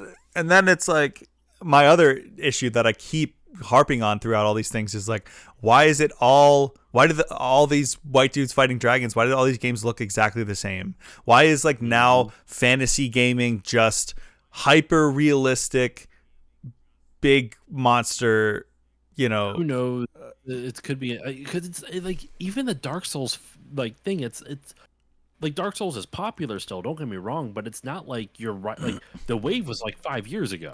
You know what I Yeah, mean? Like but if you want to capitalize on the, but you know what? Maybe they saw that, and then it takes 5 years to make a game now. So now they're all coming out, kind of like what they did with NFTs for a while. You know, they trying to get on the NFTs, and then 3 years later, like, hey, our NFT game's coming out, and everyone's like, fuck you. you. Yeah. My big thing is like, but like Dark Souls has it invented a new style of presentation in video games, and it has a very distinct visual identity. My biggest issue with most of these like action RPG high fantasy games coming out is that they all look the same. They all look like they play the same, and they all look visually the same. I'm like, can we have art direction, please? Can we have like art styles? Like, and I think It's funny because I think Dark Souls looks like that exactly. I think Dark Souls doesn't look good. really, I think the art, no, I think they're generic as shit. I think the monster designs are interesting, but in terms of just straight up visuals, you might as well just put Call of Duty in a medieval in a medieval setting. whoa. It's just shades of the same colors. Hmm. I know Elden Ring is really beautiful. It's very like muted. Like it's darkened. You know that it's because it's trying to be gritty. Yeah. But like from what I've played of Dark Souls, it's fine. Like it just doesn't do anything for me. It looks like generic medieval fantasy. The enemy designs are interesting. I will say that. Like visually, the enemy designs are very very cool and interesting. So I will give it that. But in terms of just like which don't get me wrong, takes is a huge portion of the game. Fighting lots of different enemies, varied bosses, that type of stuff. But like, The boss if you're designs. trying to sell the boss designs, yeah. Yeah. But if you're trying to tell me that it looks any different than some other medieval fantasy, I'm like, they just did medieval fantasy right, and everyone else is just going back to the tropes. I Yeah. don't know, like I think maybe that's why I like it. It doesn't do it. Like the thing is, like, I'm not trying to say the art direction is bad on it, but if the whole thing is like it stands out, I'm like, I've seen tons of games with interesting enemy designs. Like I'm not even trying to say like that means like suddenly a new game with good enemy designs is like worse now. But if like you're trying to tell me it has its own visual style, I don't really see it all that much. Like I see it as like like I've seen a bunch of like I look at games like even you know what, I would say if anything, you know, games like Baldur's Gate and Dragon Age Veilguard, also in a medieval setting, have a more unique visual style than Dark Souls does. Whoa, because those were two games that I was thinking of that I feel the opposite about. That's interesting. Huh. Yeah. I'm trying Dragon to Age in particular, I'm just like, I don't, what? Like, it's either, I feel like fantasy games now are either they go like the bright, shiny anime route, or they go like hyper realistic Dragon Age, but nothing visually distinct. Like, I feel like, and not just about its saturation. Like, I know the muted colors was definitely a choice in Dark Souls, but I feel like the visuals of Dark Souls, the monster designs, the world designs, like I feel like I can tell that apart a lot more. Like it has more like DNA, I think, than most other like action RPG fantasy games out now. Like it's creepier. It's well, that to me that's just atmosphere building. That's not a like the visuals help with it. Don't get me wrong, but like I don't know, like what. Let me put it this way: what stands out to me about Dark Souls is the only thing that's in terms of visuals, the only thing that stands out to me is the enemy designs. The color palette is kind of like generic.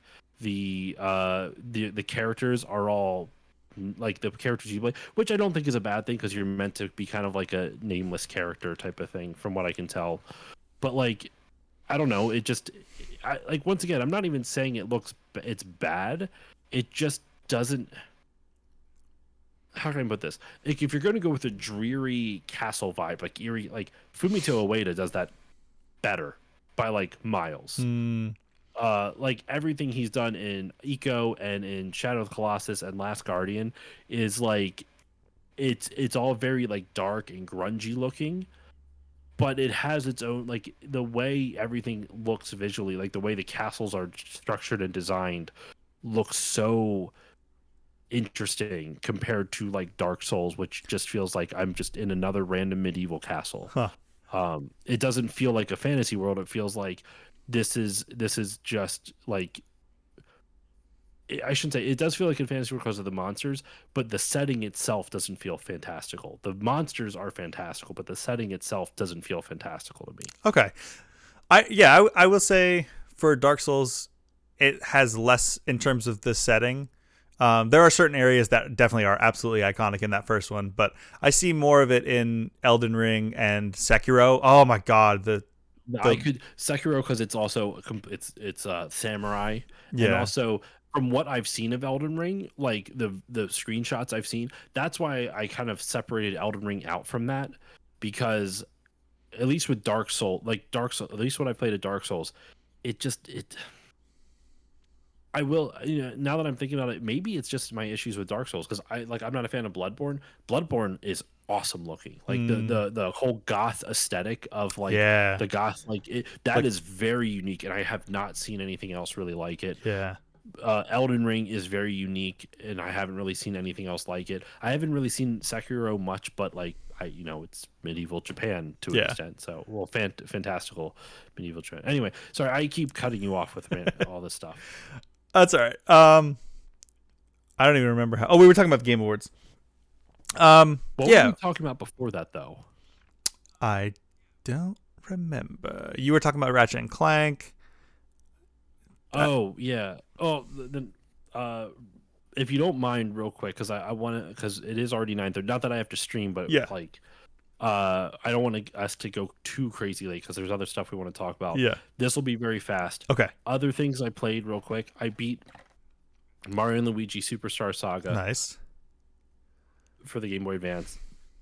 Excuse me. Really, really enjoyed it. I will say it has a lot of problems, but Mm, it is one of the most inventive games I've ever played in my life. okay. Like they fucking threw stuff at the wall and not all of it stuck, and I actually kind of admire that Yeah. because while not all of it worked, they took swings. It was not a safe, so like it's an RPG that you'll never play anything like it. Like Okay.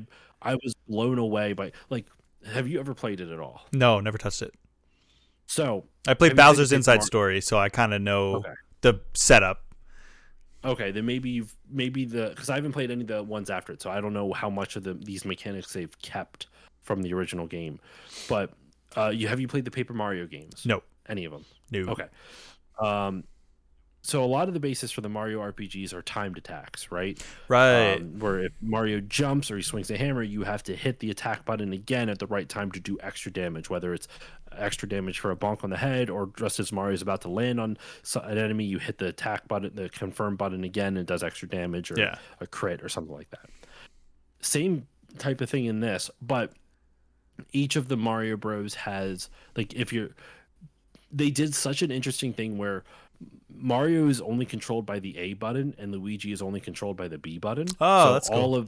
all of Luigi's attack command, all of battle commands are confirmed with the B button, and all of Mario's battle commands are confirmed with the A button. Which you'd think would be like a little unintuitive, but it actually kind of works.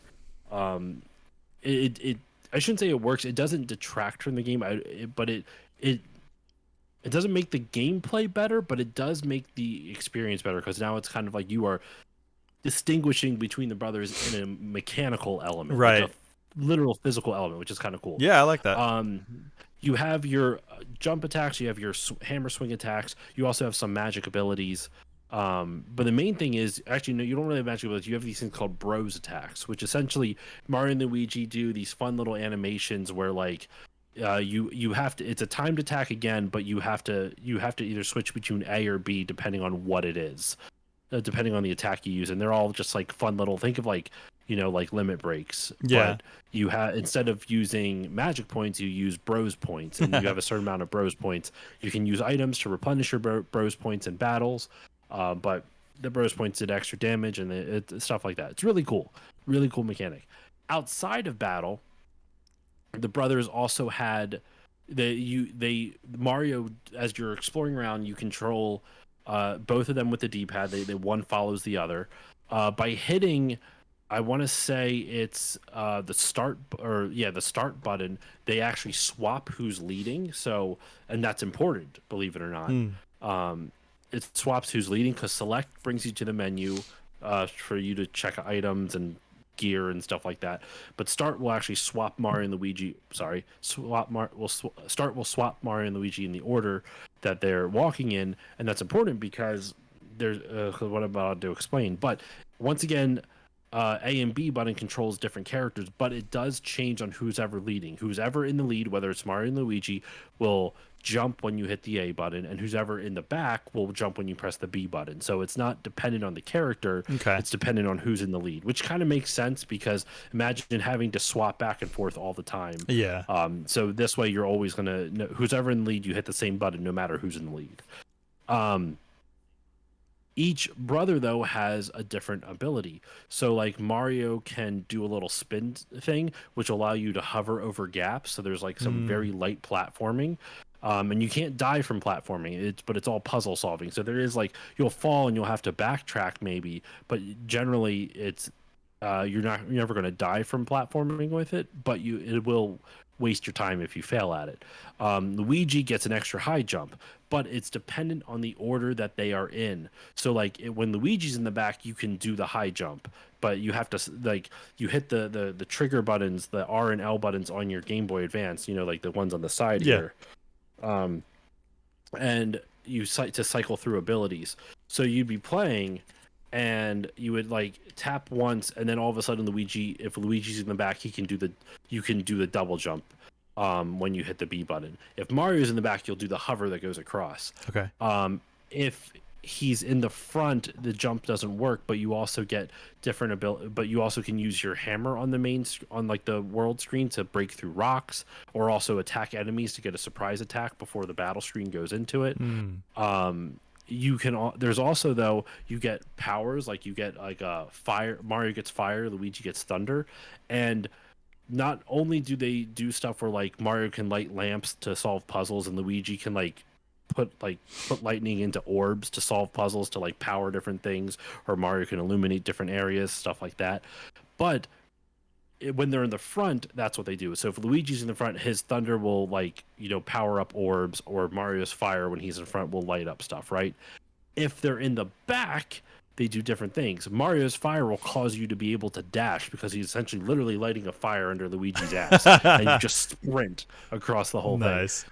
If it's in the back, if Luigi's in the back, his electricity stuns Mario, and now you will move like normally. When you move around in like a square, Mario will follow directly behind you. So you like, if you want to keep in a like them like locked as like a single unit, you can't do it until you put Luigi in the back and do the thunder thing, which you will need sometimes because there are some sections of the game that they have where there'll be stuff if you hit, then you have to start the section over again. And if you're not like in that weird electricity frozen state, you're moving to the left, Mario will then adjust and be directly behind Luigi, and then you're too wide for the gap because there's like two things on both sides. But if you like go to electricity when you move down, if you can kind of see if my two fingers are Mario and Luigi, instead of instead of moving over and continuing on and Mario follows behind, they stay on top of each other and move parallel. Okay. If that makes sense. So like tethered together. Yes. Okay. And so they actually found platforming mechanics to do that in the game. There's a lot of really cool stuff like that built into this game. It doesn't always work. Some of the problems with the platforming are really annoying. Uh, They also experiment with mechanics of like, what if Mario and Luigi, while are still being controlled together, but Mario's on a higher, one of them is on a higher level than the other, and so they kind of get split up a little bit, but they still kind of have to move in sync with each other. So they tinker with puzzle solving like that. Like there's a lot of really cool and interesting ideas. hmm. It just doesn't always work, but I Uh, admire them for trying so much of it. yeah, I love that. That's very It, Nintendo of it's them. it's really cool. It wasn't made by Nintendo; it was made by Alpha Dream. Ah, Obviously published by Nintendo, yeah, yeah. licensed by Nintendo, but developed by Alpha Dream. So, Okay. the last thing I will shout out, so I didn't even mean to spend that much time on that. No, So it's my okay. bad, Did you was did I, you just before you move on from Mario, Yeah. I forget. I know you played the first Earthbound. I know you played Earthbound, right? Mother 2. Mhm. Did you play the third one? No. Okay, because that one has, when you talk about the rhythm attacks, that one has a cool mechanic where you have to attack.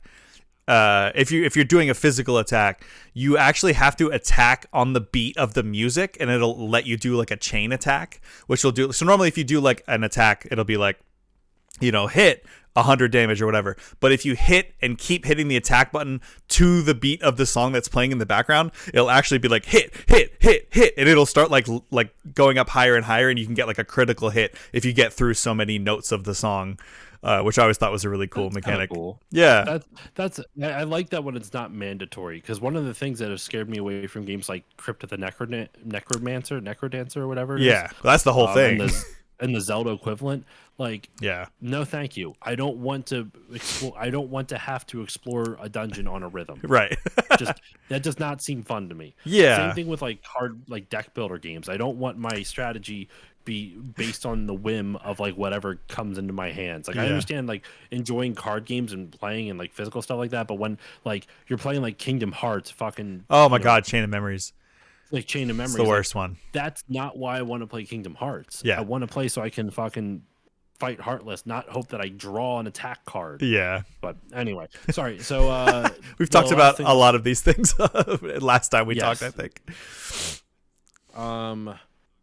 I think the last thing I'll say then is besides a Rift Apart, I just want to shout out, because the episode will be coming out on Sunday.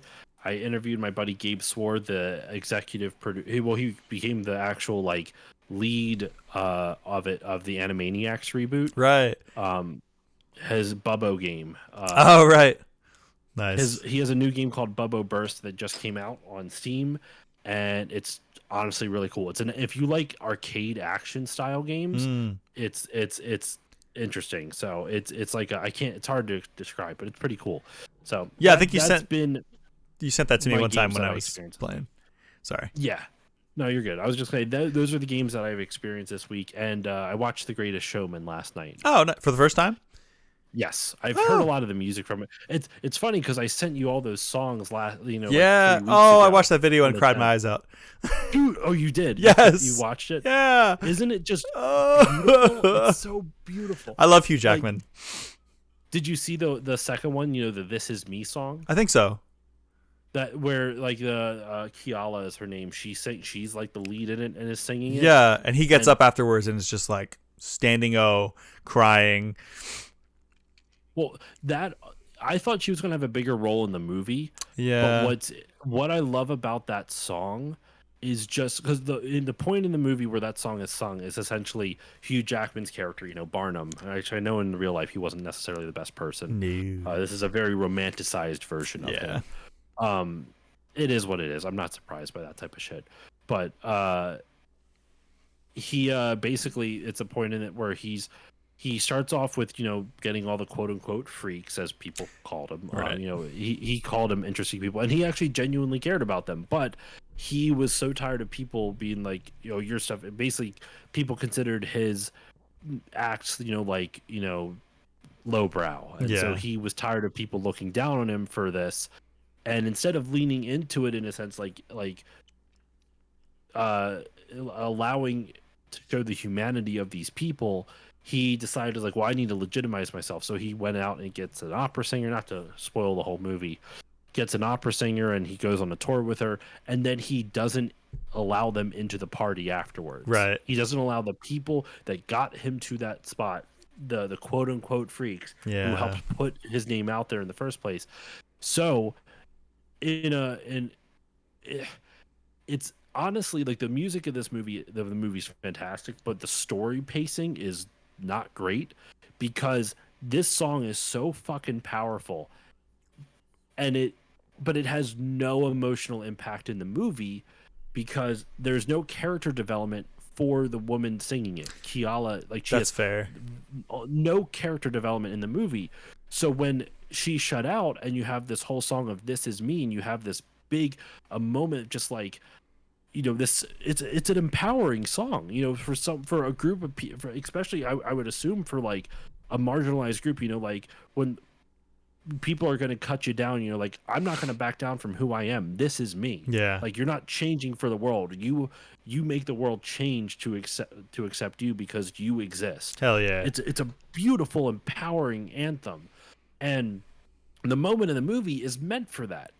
It is because it happens right after they get turned away from the party door and they go out and sing, and there's no repercussions afterwards. Yeah. They have this big, beautiful, powerful moment, and then when Hugh Jackman's character, when Barnum loses everything, they're the first ones back to come to, which is a cool moment, but it's not earned. Yeah. It's not earned in the movie. And that first song where Hugh Jackman isn't supposed to sing, you know, in the behind the scenes thing, because he has like stitches on his nose or whatever the fuck, and so he's not supposed to sing, but he does anyway because the song is just so powerful.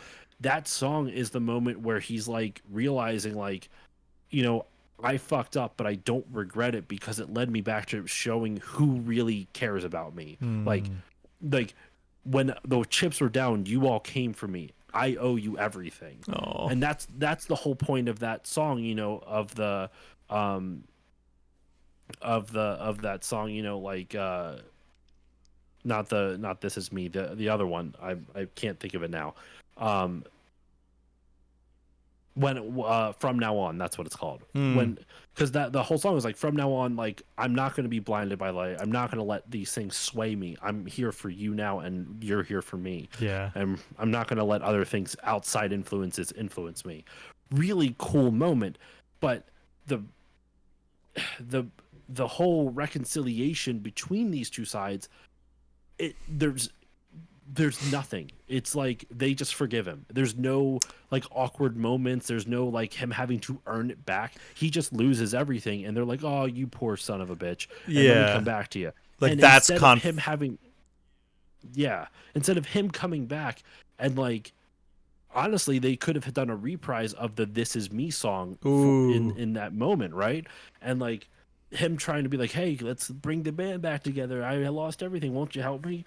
And that's when they do the reprise, you know, like, you know, the sharpest word's going to cut me down, you know, this is me. And that would have been cool, but they didn't do that. There's a lot of stuff that like the storyline itself is good, but they missed out on earning certain moments. Gotcha. Yeah. I think my nose is too itchy. I didn't even think about that, but I like that angle. I haven't watched that in a while, but I might have to rewatch it. Have you seen the movie? Oh yeah. I haven't watched it in a while. But it's a solid movie. It's the CG and the special effects are really bad. Yeah.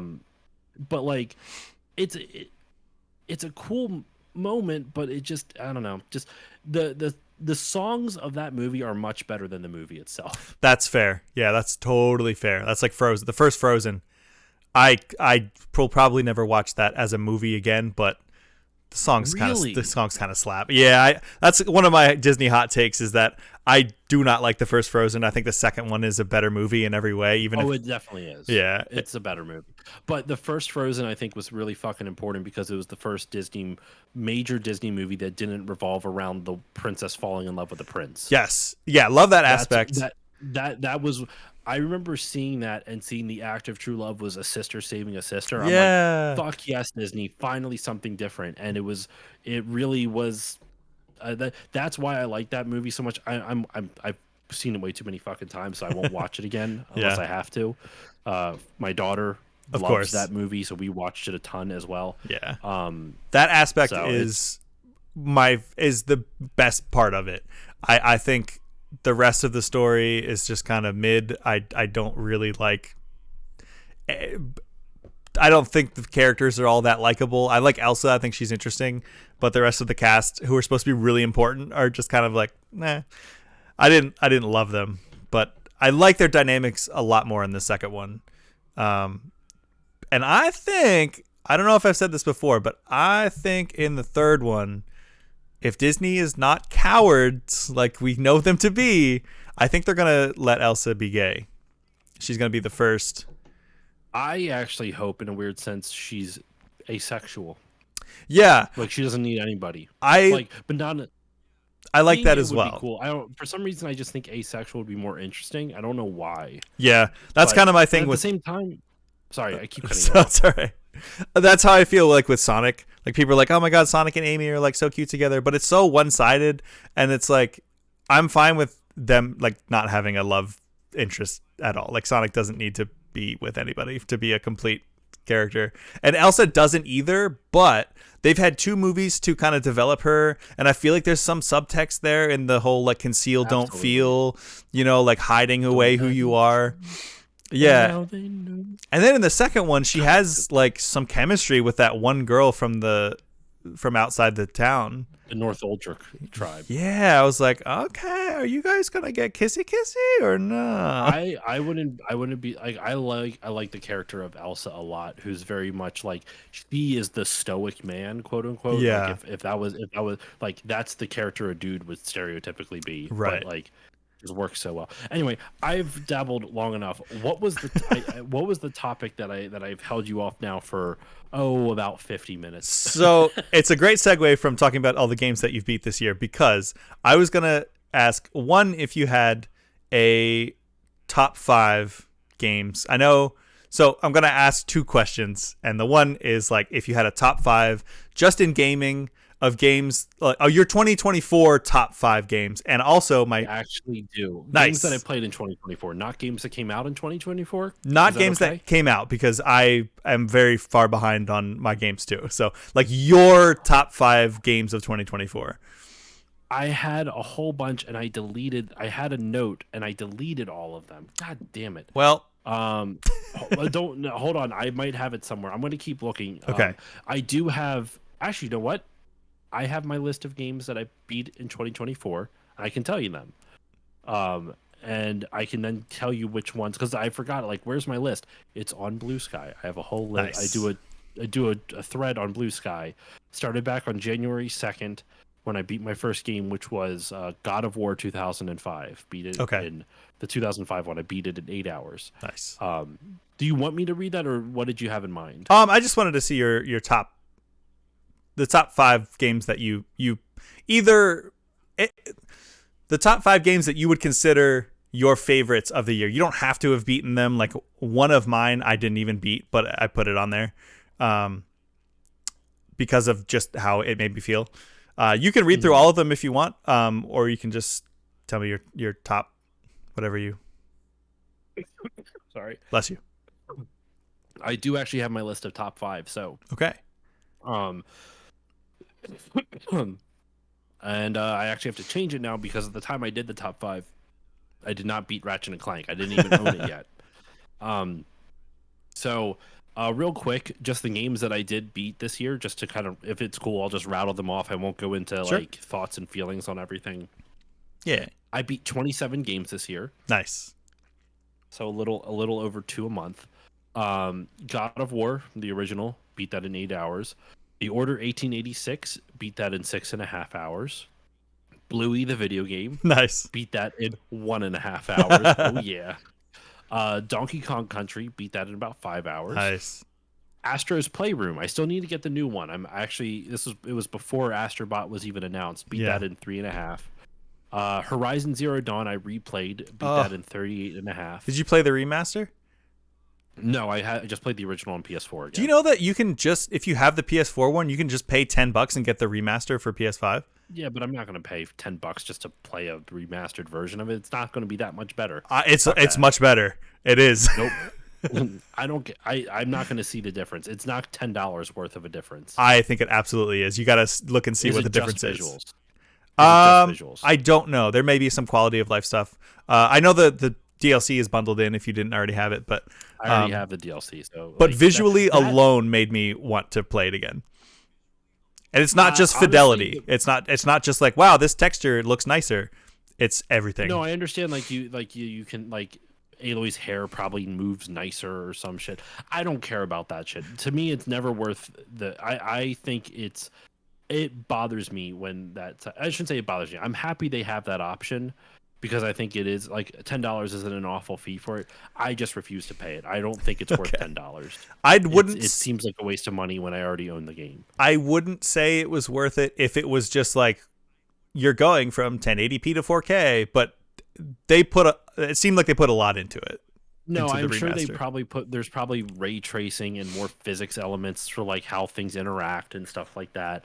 Like both in terms of like the how like better textures and better lighting. But like to I think me, they I don't care enough about that. Like to Oh, me, it is like it $10 just to make something look prettier that I already own. It's no, it's not. I'm not going to spend $10 for that. Just okay. flat out no. All right. Um, I've always been that way though. I have a lot of friends who, my buddy Tristan, always would spring for the best graphics card because he always wants the best resolution with the best FPS and all this other stuff. And I just want to play the game. I don't care. I don't Yeah. care how many fucking freckles I can see on Aloy's face, or how her hair waves in something when I'm running through a field when I'm trying to fight fucking monster like robot dinosaurs or robot animals. Excuse me. Um, I don't need to see her hair moving realistically. Does it play well? That's all I need to know. Heard. Sorry, that's my old man yells at Yeah. sky. Like angry. Not. I feel like I just shot down everything you left. I'm so sorry about No, that. it's okay. I would say So, like, before you shoot it down so vehemently, take a look and see what they've changed and added because it looks incredible. It already looked incredible, and then seeing what they've added. And I think now that I think about it, they've done a little more mocap for the character dialogue. But just on the visual fidelity alone and what they've done with the foliage and stuff just looks it was already stunning, but I was like, yep, for $10, absolutely. I would never pay full price again for the remaster. Like going from The Last of Us to the Last of Us remaster, if I had to pay full price, I would never do that. But for $10, I'd be like, yeah, absolutely. Anyway, okay. but continue. So I'm just looking at it. It's like there is a whole thread on NeoGAF of Horizon Zero Dawn's PS5 is a massive upgrade. Um, it's everyone's just saying it's the animation. That's the big thing. Hold on.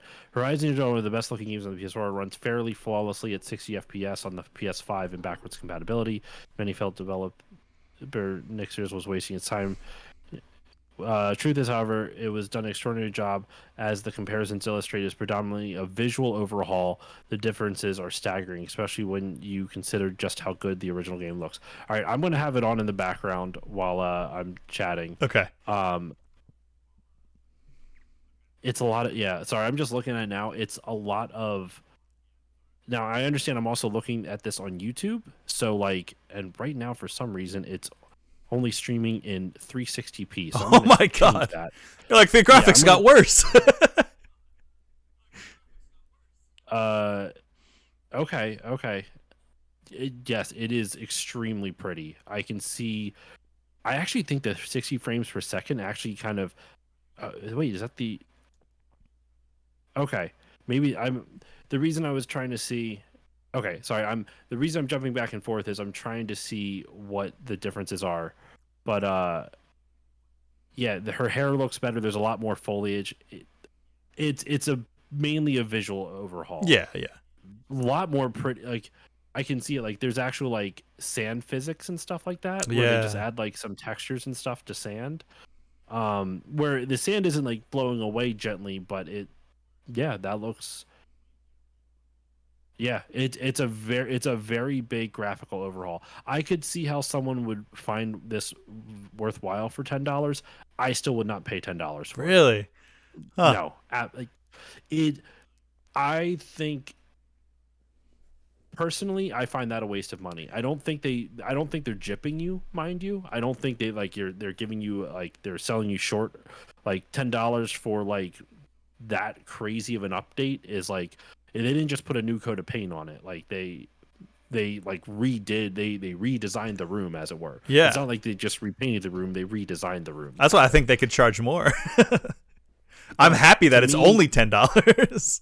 That's so to funny. me, I just it And I'm to broke. me that's just a waste of, to me that's just a waste of money. I Huh. already own the game and can experience it. I don't need to see it in a prettier visual. Hmm. That's actually why I purposely waited for the to get a PS5 to play Forbidden West, because I wanted to play the PS5 version, not the PS4 version. Yeah, me too. So that way I could see the pretty graphics. Oh, I have to play that still. Same. Okay, so game number 6 was Horizon Zero Dawn, 38 and a half hours.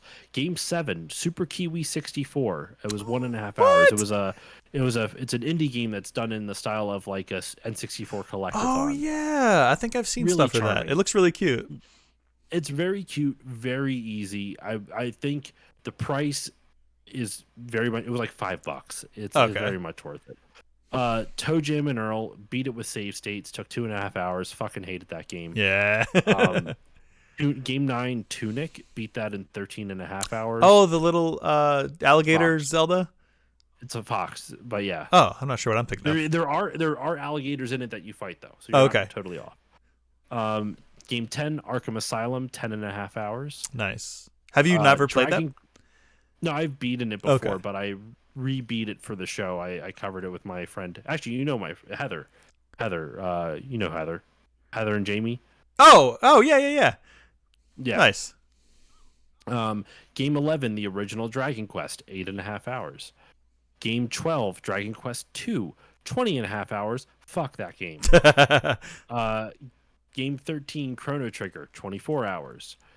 Game 14, Grand Soul Story, which was an indie RPG I got a review code for, Okay. 19 hours. 15 was Animal Well, 7.5 hours. Fantastic game. I keep hearing good things. If you like Metroidvanias, you'll like it. It's also like it's filled with secrets. It is I like that. in secrets in the sense that like they're cryptic. Like you have to, like you can beat the game without any of it, but like if you really like the game, there's like shit hidden in the backgrounds that give you hints and stuff like that. It's Ooh, wild. That's cool. Game 16, Astral Chain, 24 hours. Nice. I actually really liked that game. I was happy I finally beat that. It looks rad. I love Platinum. I normally don't, but I like this one a lot. But I also haven't played Bayonetta. I need to play Oh, Bayonetta it's still. great. Because other Platinum games, like I know, like I tried Devil May Cry, and I know that's not Platinum, but it's kind of in the same vein. I think people who worked on that Yeah. went on to work at Platinum. And I hated Devil May Cry. It's tough to go back to now. It's very stiff and it's kind of janky. It's not good. I'm sure maybe back then I would have liked it, but yeah. Game 17, Singularity, that first-person shooter. Oh wow, the 8.5 PS3. hours. I played it on PC. I'm sure. I think it was on PS3. Yeah. It was a PS3 360 era game. Game 18 was Alan Wake. Beat that in 11.5 hours. Oh, that's shorter than I thought it would be. It's not that long. Pretty good game. 19, Bubbo Escape, the one I was showing before. Yeah. Beat that in about 2 hours. Game 20, Warhammer 40K Bolt Gun. That's a boomer shooter. Right. 13 hours. Game 21, Dirge of Cerberus, Final Fantasy 7. Beat that in 11 hours. Game 22, Mario and Rabbids Kingdom Battle. The first one, 25 hours. Fucking loved that. Yeah. 23 was The Last Guardian, which took 13 hours. And it's kind of wild. So I beat The Last Guardian I posted on November 15th about that. And then since then I beat Mario RPG, which was game 24 in 12.5 hours, Paper Mario game 25 in 22.5 hours, and then game 26 was Superstar Saga, which was 18 hours, and then finally game 27, Ratchet and Clank A Rift Apart, 16 hours. So that's what I beat this year, and my top 5 games that I beat.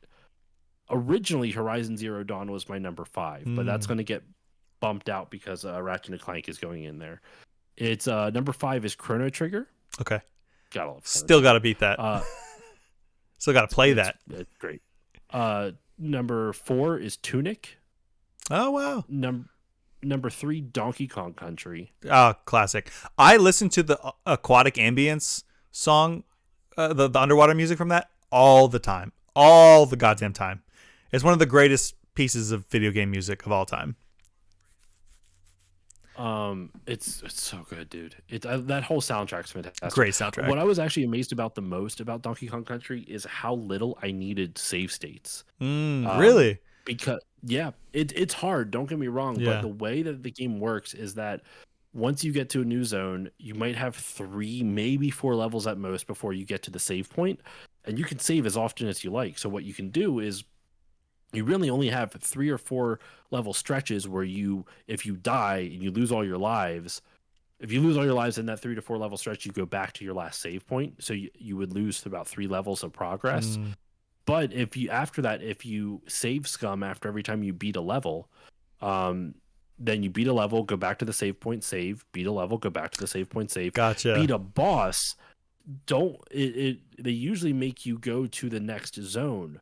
But if you go back before you actually land like Funky's plane, then you can fly back to the previous zone and save again, and then go to the new one. So you can save right at the beginning of each zone, right after the boss. So that way you're not losing all of the progress that you made. Right.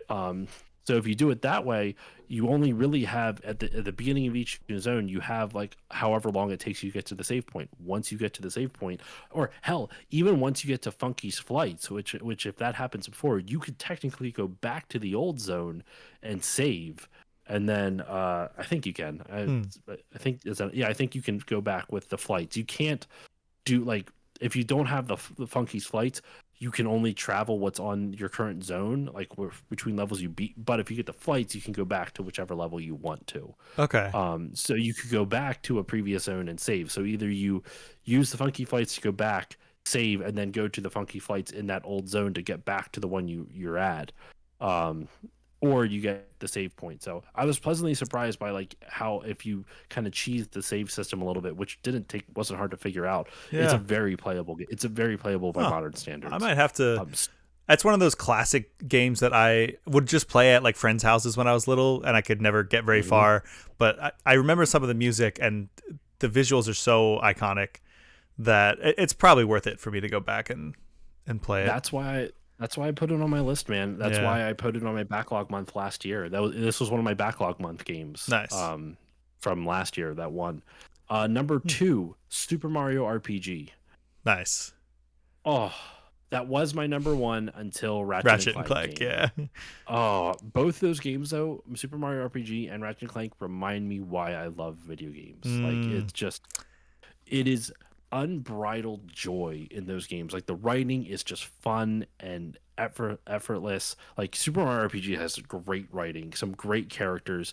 There's a moment, I don't know if I talked about it before. I think I did on a previous Talk Tuesday with where there's that character Mallow, and how when Mallow gets sad and cries, it starts to rain. It rains. Yeah. Yeah, and how like when he gets reunited with his parents, he walks into his parents' palace because his parents are royalty, and Mario just gets a little umbrella up, and you see it rain, and then it stops, and then it comes back out. Oh, like a little minor touch like that. It's I great. love stuff like that.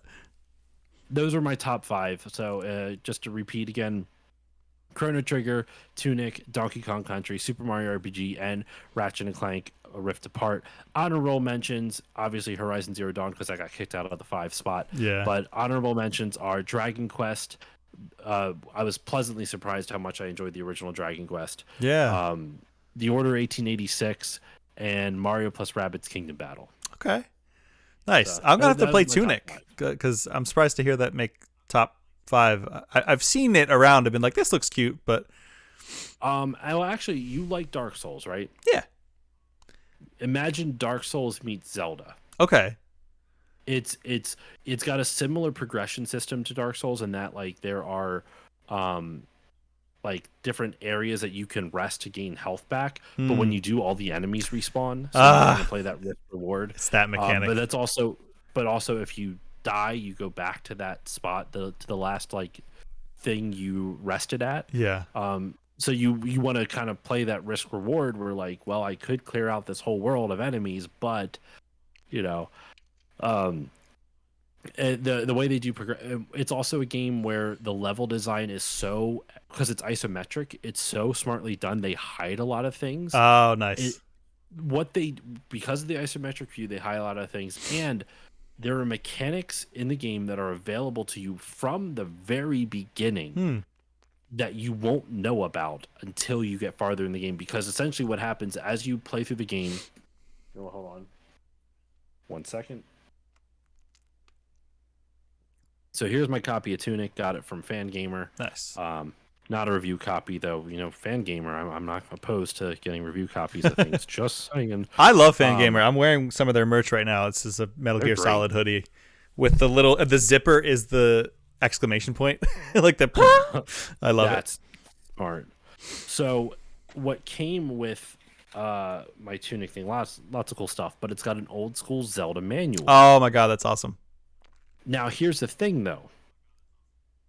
If you buy a physical copy, Andrew, this one only comes with the collector's edition, which is, it's not expensive. It's like, I think $50 for the collector's edition or some shit like that. It's not a lot. Don't open the manual.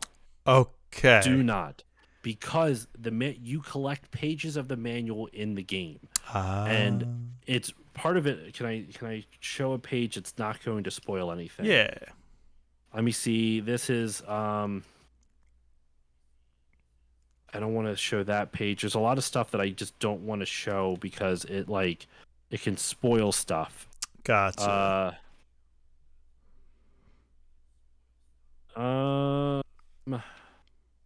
The art style is cool. Okay, this is cool. See that how it's like all in like, I'll cover up the map as best I can. See how it's all in like a foreign language? Yeah, it looks like the Hylian language from Zelda. Yeah, a lot of the manual in the game is like that too. People have figured out how to translate it and shit like that, but a lot of the manual is written partially in English and partially in this fictional language that you have no idea what they're saying, and so you have to the part of the game is also deciphering from context clues the information the manual is giving you, while also like learning mechanics from the manual that you've had from the very beginning, but you didn't know you had because they're not necessarily intuitive. It's not something you would just automatically try as an experienced gamer. You know? And that's what shit. I was trying to put it back in the box, and dropped it. That's what makes it so cool, in my opinion, is that the game is a game kind of similarly to Animal Well. It revolves around secrets, and you have to be very it's a game that revolves around secrets, and it's the closest modern equivalent I've seen to what we had growing up in the 90s, where you had playground rumors. It's you have to work these games are designed that you need to work with a community to solve them. I like that. It's really cool. It's very challenging. This game is super challenging. The bosses are very hard. That you die very easily. There's lots of ways to upgrade your health and this and that. I don't know why. It's interesting because all my gripes with Dark Souls, you could make it with Tunic. Yeah. But the thing is, like with Tunic, I think the reason it didn't bother me as much, one, I like the combat a lot more. I think the actual gameplay is a lot more fun and responsive. Dark Souls, since they're trying to be realistic to some extent, is like when you swing a sword, it's heavy and it's like slow and plodding because that's what a sword kind of would be. Yeah, you can't hack and slash with Dark Souls. You can't Tunic, you can hack and slash to an extent, but you still have to be very aware of your enemy's movements and everything like that. You have to be smart with it. Have you played Hollow Knight? Yes, I didn't like it. Okay. That's one that I keep hearing about, and aesthetically just looks so cool, and I love the idea of just beautiful. All these little bug soldiers. I want to play it. I don't love. You mentioned Metroidvanias earlier. Yeah, I don't love Metroidvanias. I don't dislike them, but I just don't tend to play them that much. But I've heard it's like somewhere in between Dark Souls and My my issue with what I've honestly boiled down to, what my issues with kind of actually what this game, my big issue with this game, there's two issues I have with Hollow Knight, but also my big issue with Dark Souls is that if you're going to throw a really hard challenge at me, don't make the hardest part of the challenge just a war of attrition to get back to the spot that I died. Yeah, I hate that too. I don't like that in Dark Souls, and Dark Souls does that a lot. Yep. This game does it a lot too. And even if it's not hard and you can dodge the enemies, don't make me have to travel for 5 minutes to get back to where I died. Yeah.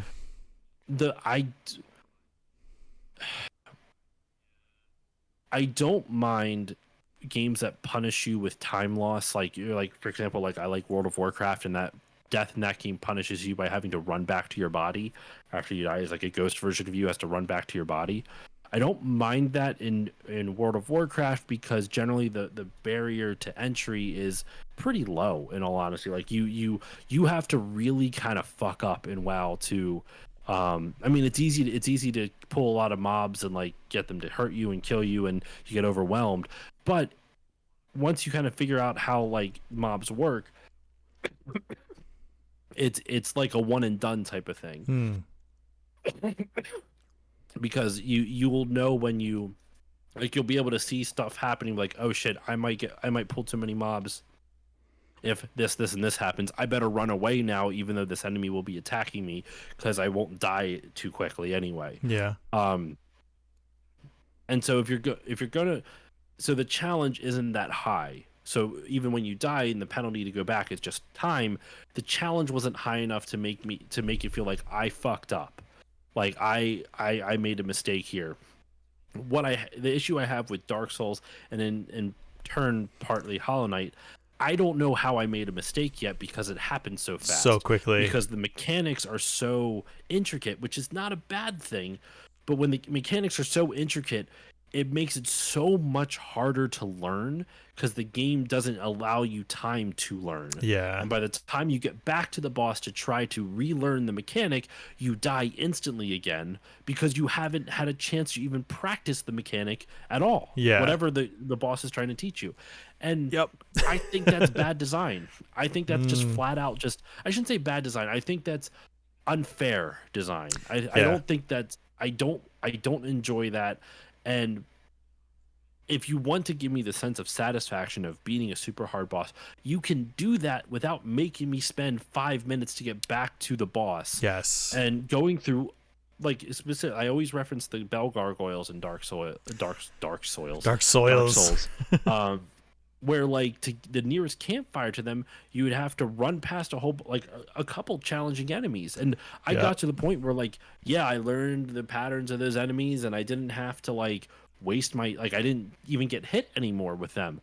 But I was just wasting time. Yeah. Like, you're not teaching me anything new with this. You're just teaching me to like you're just teaching me that I'm wasting my time to get back to this boss to die instantly. Yeah, your muscle memory that you're building and the skill and you getting better is to deal with like the little nothing enemies leading up to the boss. But then it's like you get to the boss and then I don't like that either. I think of there was a game something about I just want to say Clash of the Titans, but it was like basically like a isometric top-down version of Shadow of the Colossus. It's something Titan Souls. Is that right? I'm thinking of like, I don't know. Sorry, continue. I'll keep. I think I know what you're talking about, but hold on. I'll keep. It was like something. I'll keep talking. I'll look it up. Yeah, I think it was called Titan Souls. It was basically like a top-down Shadow of the Colossus, where it was just like a bunch of different boss fights that were all really hard.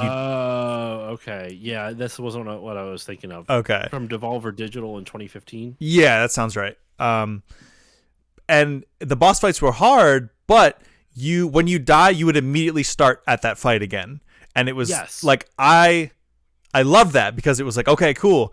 You might die instantly 20 times in a row, but then you're not spending 30 years just getting back to it and then trying to be like, story that's not gonna fucking help you with the boss. Right. Yeah. I don't like that either. That's probably my least favorite thing about like the Soulsborne But if that's games. if that's the bosses, if that's like over 50% of the bosses, the game's bad. Like that's what I'm saying. That's why I don't understand. I think that's why I get so worked up about them, because if every boss that I encounter, I have to go through a gauntlet to get back to, and I'm practicing muscle memory for that gauntlet, and I don't have time to practice on the boss. That's just bad design, in my opinion. Like that's just, you're not teaching the players anything except that you want to waste their time.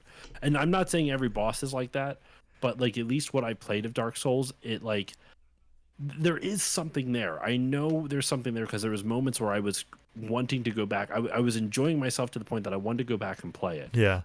Um, but it just got to the point where it's like I kept dying over and over again. And even there's that one boss in Dark Souls 1. It's like a moth that like flies around. Oh, the Um, Moonlight Butterfly. yes. Yeah. And I'm a melee character. So you are just dodging, waiting for a chance to do a couple whiffs of damage on Yep. it. And it's just a war of attrition. That's not fun. Like you designed a shitty boss that's good for one type of character, a ranged character. Like you can't make that a mandatory. Like you shouldn't make that a mandatory. If it wasn't a mandatory boss, then there you go. Like the bell gargoyles aren't mandatory, from what I understand. I thought they You were. don't have to. From what I heard, they're not. I don't know. Huh. Like that's fine. But like if you're going to give me a boss that I have a major disadvantage in fighting it, don't make it a mandatory boss. Like you give the player disadvantage, but when it's like a melee, like a range character, and you just come in and fuck the shit up because it can hit it at any point, and a melee character just has to wait Yeah. because like I don't know, like I'm sure that's Dark Souls 1. Yeah. So maybe they've gotten better with Dark Souls 2 and 3. I'm not sure. I've also heard like Bloodborne is like one of the best ones in the series. Yeah. So maybe I'll try Bloodborne again. It's on my list. Like I own it. I own Bloodborne. It's right here. Nice. Yeah, I have it like, too. I've never played it. I don't know. I'm sorry I went on another like went on so many tangents. Josh hates Dark Souls. I just wish I understood the fanaticism behind it. Yeah. I think that's really what it comes down to. And part of it I understand is like the world building, how they do it with like through item text and stuff like that. Yeah. Like that's cool. Not my cup of tea, but I can see why people like that. I don't like that a lot of the story is told through that as well. Yeah. Is that correct? Is a lot of the story kind of told through like the items and stuff like that? Like you don't really understand the reason you're doing things until you read some of the items. Is that correct, or am I way off? Not so much the reason you're doing things, but more so like world building stuff. Like most of the world building comes from like a flavor text that you'll find around it. A lot of it is just not told to you, which That's is a choice. Like, that's not my cup of tea, but I think that's a valid design idea. Yeah. Right. The only thing I don't like about it is that it requires more work, which is fine. Like that's just me being lazy. That's totally okay. I can respect that. When I was playing like not Shadow Colossus, but though it does apply to it in this Last Guardian, the world building in that is phenomenal because it gives you so many different things to look at that you start putting like, I wonder what that was for. Yeah. Like they give you so many visually interesting things to look at. Versus like when I played Dark Souls, like I never had a moment of like, what was that for? I'm like, it's a fucking church. Like, right. Like why do I care about that? The interesting thing about Dark Souls is the world building through the story that they tell through all the item descriptions and flavor text and random side bits, and that's fine. It's not my cup of tea. I don't know the story of Dark Souls otherwise. Like I just know like I don't know. I do want to try to get in. I think what frustrates me is I feel like there's at some point in my life I will like Soulsborne games. Yeah. I just don't right now because I I might try Dark Souls 2 and 3 and then maybe work my way back, because maybe I'll try a more refined version of the mechanics Yeah. and then work back to Dark Souls 1, which might be a little less refined, and I'll be able to stomach some of the issues with it, because I'll be more used to the types of designs they're going for. Yeah. Um, I'm Maybe I'll told try that. I'm told that 2 that you should skip 2 cuz they're not sequential stories. It's kind of they're all their Yeah. own story. I started 2 after I beat 1 and I was like, I fucking hate this. Like it just didn't feel the same. It felt just off. Something feels off about it. And then everyone I talked to was like, yeah, that one was kind of the black sheep of the story. Just skip to 3 or do Bloodborne or Sekiro. And I was like, well, Sekiro looks totally different and is ninjas in Japan and stuff. So I'll go for something totally different. And ended up loving it. And one of the things I think what I love most about Sekiro and the first Dark Souls is the atmosphere and the gameplay mechanics itself. Like I liked the story in more so in Sekiro. Like I think Sekiro has a more upfront story, but I love the like behind the scenes stuff. Like I watched a really long video series after I beat Sekiro that was like piecing together the little bits of lore, like extra lore that you get, and like seeing this like the history of the world and like what they're really saying with the game. You can argue like, well, maybe that's not the best way to present it if you need something to explain it. I don't think that's bad though. Like I think that like world building for those who like, because here's the thing, if you don't do that, if you don't have all that world building kind of obtuse, then you have stuff like Final Fantasy 13, which I'm not saying is necessarily bad, but like Final Fantasy 13 is a game that just speaks to you in proper nouns. Yeah, It yeah. just fucking it tells you, like, you know, the arc seal or whatever the fuck those things are, without telling you any context Yeah. for what that means. It's like you should know. They speak at you for like 30 hours, Yeah. until you understand it all, and that's not good either. Like they telling, if I were to go up to someone and you just start talking about, you know, like the, you know, just talking about like the different Xbox console names, and just said, oh yeah, no, the Series X is great, isn't it such a good system? Oh, but I like the Xbox One, you know, the one is a really good, you're using all these different things. Like someone who doesn't understand games at all, it's gonna be like, what are you talking about? Series X, Yeah. Xbox One, Series X, Xbox One X, Xbox One, Xbox 360. Like, I'm not trying to make fun of Xbox there, but like just using it as an example, throwing a lot of proper nouns at someone doesn't fucking help them without the context. Right. Yeah. At least what Dark Souls and Soulsborne games do is they have that crazy, well-defined built world, and they're smart enough to not shove it in your face every fucking second. Yeah. They let your curiosity work at the pace you want it to, in order to explore those secrets. And I think that is a much more well done design choice than just shoving narrative in your face constantly. Yeah. I can't.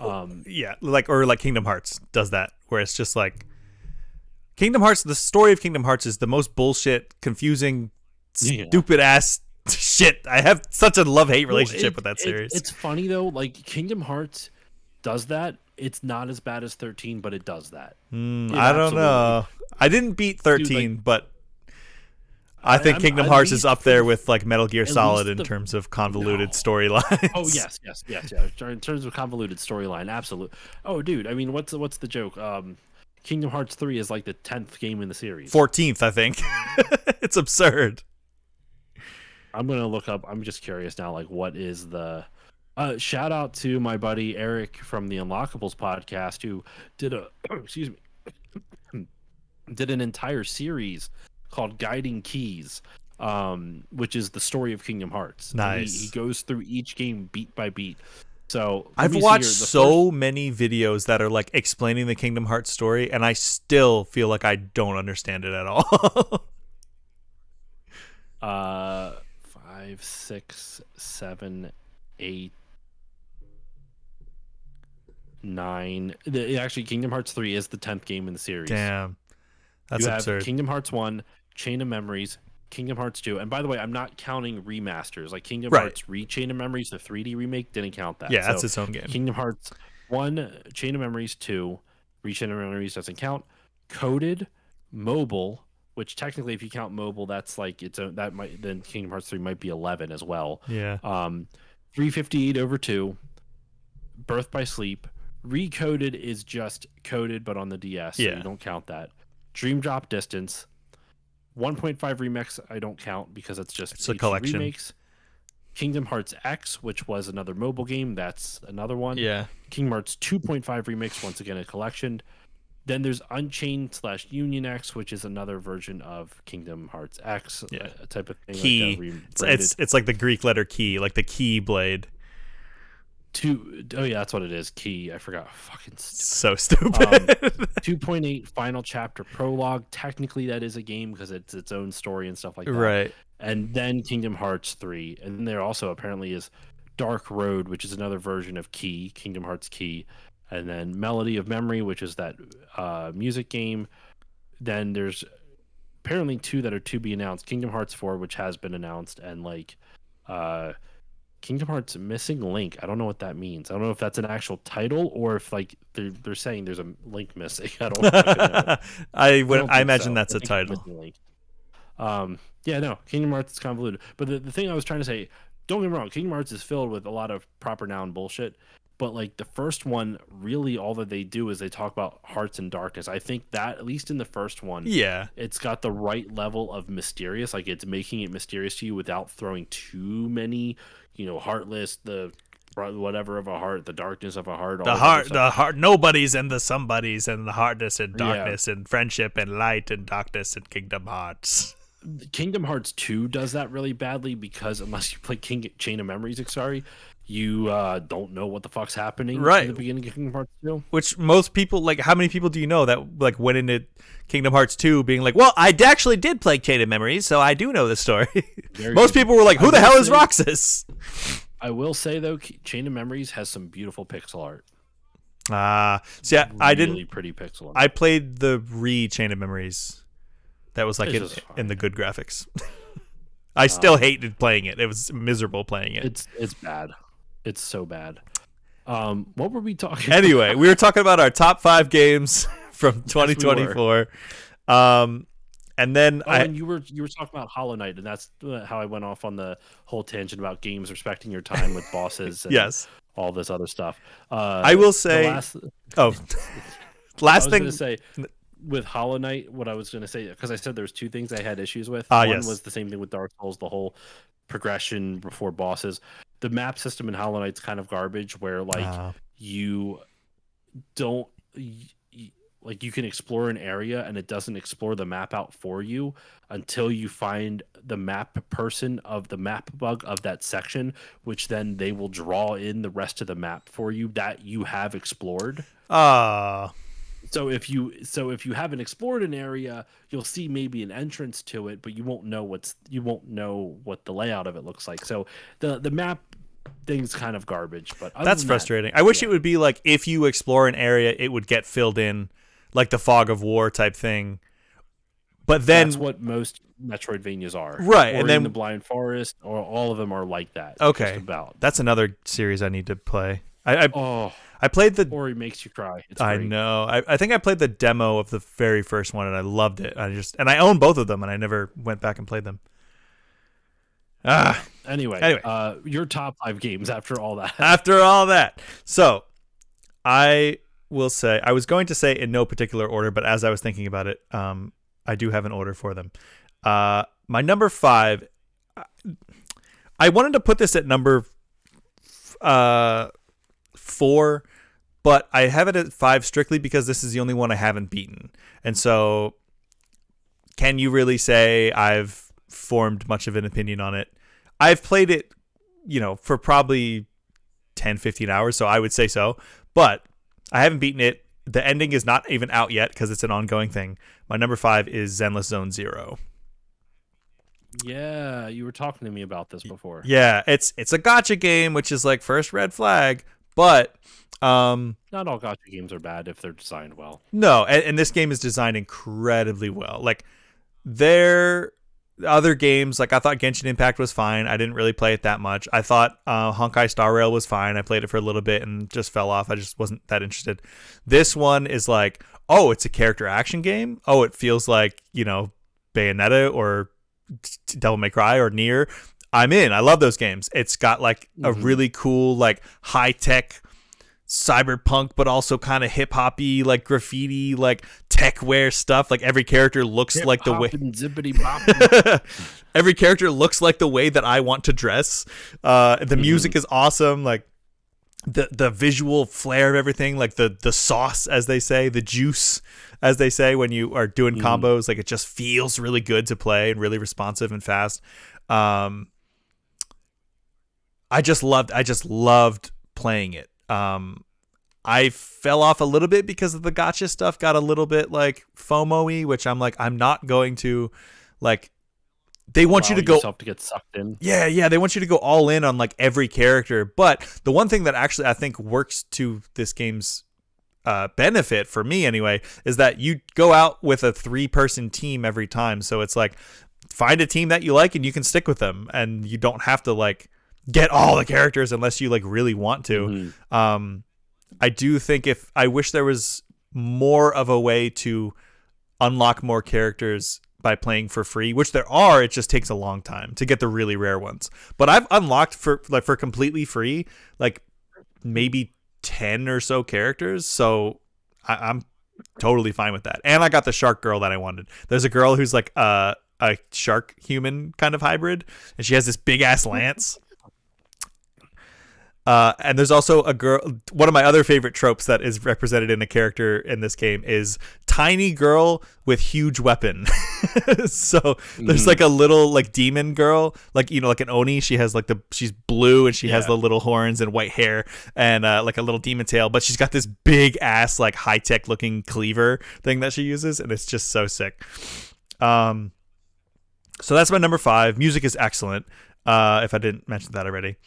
My number 4 is Sable.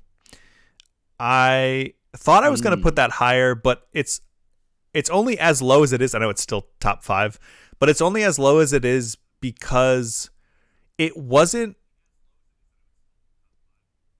like the video game part of this video game is nothing to write home about. It's the experience that you get. It's the result of you playing it, if that makes any sense. And I've never experienced that before, where it's like the way that it's written is just so beautiful, and the whole point of it is the journey is the destination. You can finish the game in a half an hour if you want, or you could do what I did and just explore to your heart's content and find different jobs and different vocations that you want to eventually decide that's what my character wants to do for the rest of their life. I found I resonated most with the cartographer, which was these people who in this world, they go up in these balloons and they fly up really high and they get up to like these big they climb up in these big structures so that they can draw maps for people for the rest of the world. And I was like, that's cool. That's what, it's the closest to like graphic design for me. Like it's something artsy and creative and you get to climb cool stuff. Yeah, totally. I'm totally in. I platinumed that game, which I rarely do, and had a blast doing it.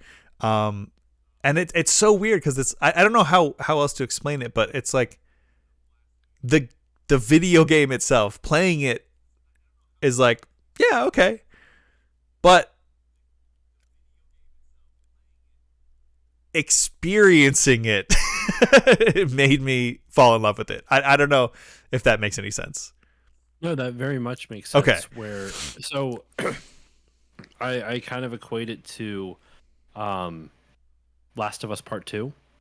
See, I haven't played that. So Last of Us Part 2 is an experience. Like it's a very good game. I'm not going to take anything away from it. When it won Game of the Year, I actually would have given it to Ghost of Tsushima.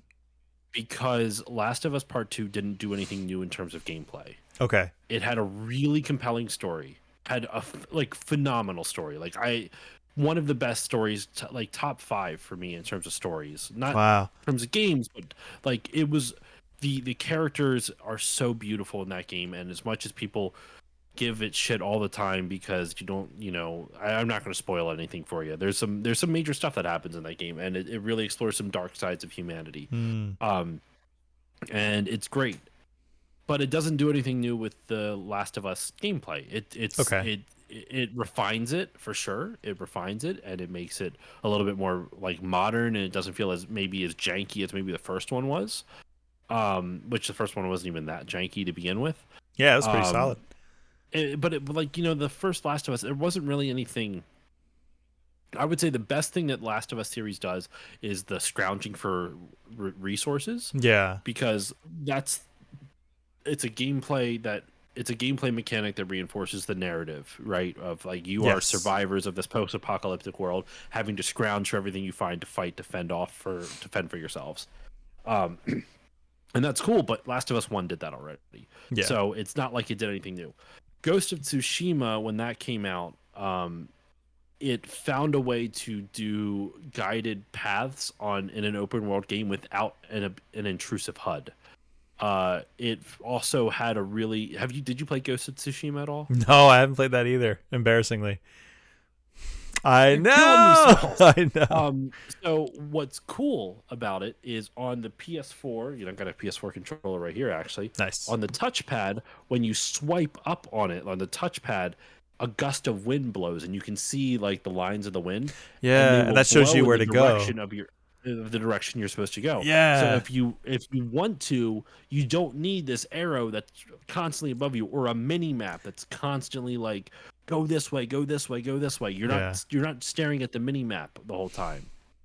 Also, as you progress through the game, your samurai character, Jin Sakai, I guess it'd be Jin, but they always say Jin, Jin Sakai, uh, he gets different stances that are used for different types of enemies. Mm. So like, and he actually holds the sword in different positions. Sometimes it'll be up here, sometimes it's like this, sometimes it's like that. Like depending on how it does, and depending on the types of enemies you're fighting, you have to switch the stances, and you're able to do it on the fly like that. Nice. So I thought that was cool because a lot of times with open world games, they pick a really simple mechanic and they either overload you with weapon options like Horizon Zero Dawn, which I don't say overload. There wasn't too many in that, but the way they iterate that is on weapon options.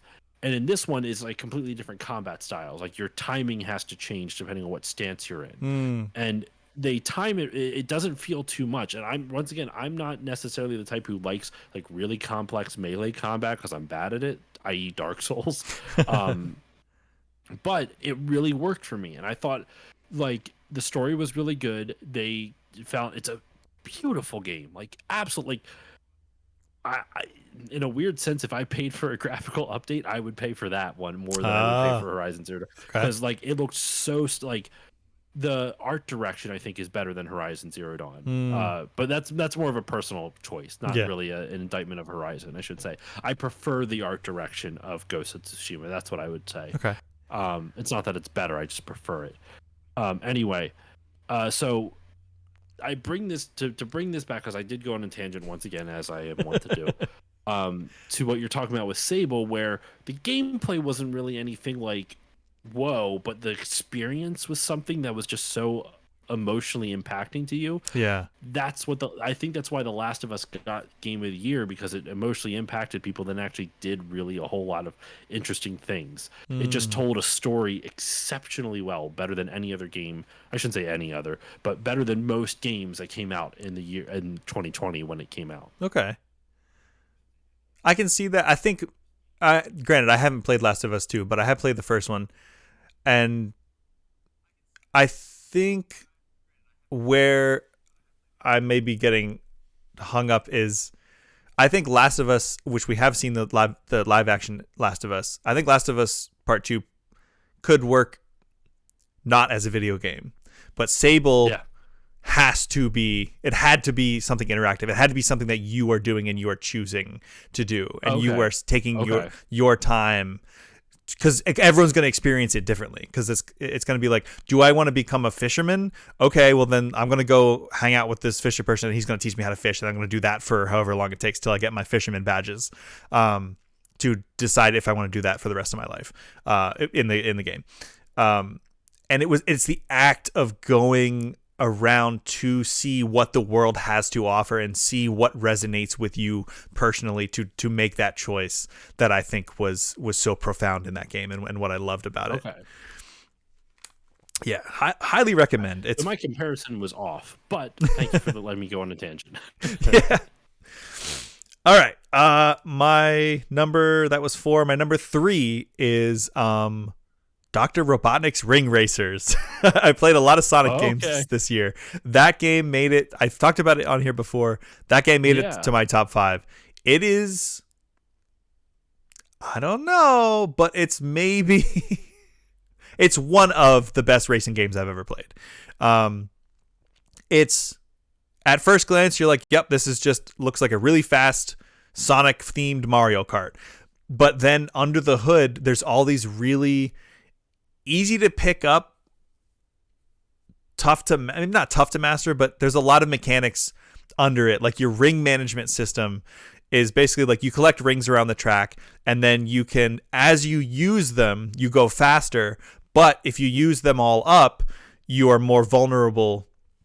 And if you get hit by like an item when you have no rings, you'll like spin out like violently. So there's this kind of risk and reward of, do I use my rings to go faster but run the risk of taking more damage, or do I try to hold on to them so that I can not, or if I get hit by something, it's not going to like ruin the race for me, but I'm not going as fast. And there's another layer of like, if you use all your rings, you get a basically like a melee attack move where you hold down the ring button, which puts this little like, it lets you kind of charge up, and then if you go past another racer and you let go, you'll spin and hit them, which can like knock them away. But you can only do that when you have no rings. So it's like, do I use all my rings to get an additional attack, but I'm more vulnerable, like glass cannon type of thing? So just really interesting gameplay mechanics. There's a fast fall mechanic where it's like, okay, if you are coming down a slope and you go off a ramp or something, you can hit the fast fall and you'll like zoom, and the momentum, just like the Sonic mainline games, you'll keep going that way. There's so much content. Like every time I beat like a cup, like you would in Mario Kart, I unlock a new one, and I'm like, okay, that's probably all of it. There's like 12 or 16 cups in the first page of cups, and I was like, cool, this is the last one. And then I unlocked a second page of cups. There's like hundreds of tracks, like, and they're all good. Like they're all really well designed. They're all really, some of them are really deep cut Sega references, or like Sonic. Excuse me, it's pronounced Sega. Blast processing. It's just 16 bits. 16 bits. Oh my god. Throwback. Yeah. To something only you and I, well, not only you and I, but out of this call right now, only you and I would understand. Yes. I just showed that to Polisa recently, and I was so embarrassed. What did she think of that? She was like, that's the greatest piece of media I've ever seen in my entire life. But she's biased. Anyway. But yeah, so the people who made this game are clear. This is a fan game, by the way. If I think I mentioned that the first time. That's what I thought. I remember you saying before. I couldn't remember if it was or not. Yeah, shout outs to Kart Crew. They are clearly, evidently, just, it's the biggest love letter to Sonic I've ever seen, and they do it with such reverence, and they don't try to be too like the Sonic fandom is. There's some weird sides of the fandom, and they don't. Oh, really? Yeah. Who would? It's funny, actually. Like ever since I posted the Ratchet and Clank stuff, like playing Rift Apart, just thinking of weird sides of fandom. Yeah. A lot of people who liked it on Blue Sky, furries. And listen. Oh, I bet. No judgment. I actually have some friends who are furries. Same. That is a very niche side of a fandom. Yeah. And it's like, I feel bad saying weird, but. Honestly, it is a little bit, but like at the same time, you know what? To each their own. Yeah. If you enjoy it, it's not hurting anyone. Fucking be whatever animal you resonate with, props to you. Hell yeah. And they're single-handedly holding up all of our IT All furries Oh, are in actually, IT. shout out. Actually, I shouldn't make fun of the furries because a good friend of the show, I believe my buddy Mass Keaton is a furry. I apologize, Keaton, if you watch this later on or you're lurking right now and I'm wrong about that, but I'm pretty sure you volunteer. He volunteers at like a furry con where he Oh, lives. nice. So I'm 99% certain. Okay. So as much as I was poking a little bit of fun of that, I know a handful of furries who are, they're just people. I As much as I don't understand it, you know what? Once again, not hurting anybody, and you love what you do, so keep on at it. Yeah, I respect the hell out of them. Anyone who can like wear something that encloses your whole body for that long.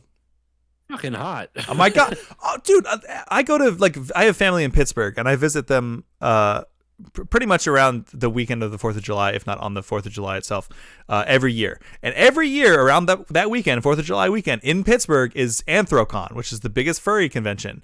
And every single year I step off the train in the train station in Pittsburgh and there's furries everywhere. And I'm like, why are you doing this convention in July?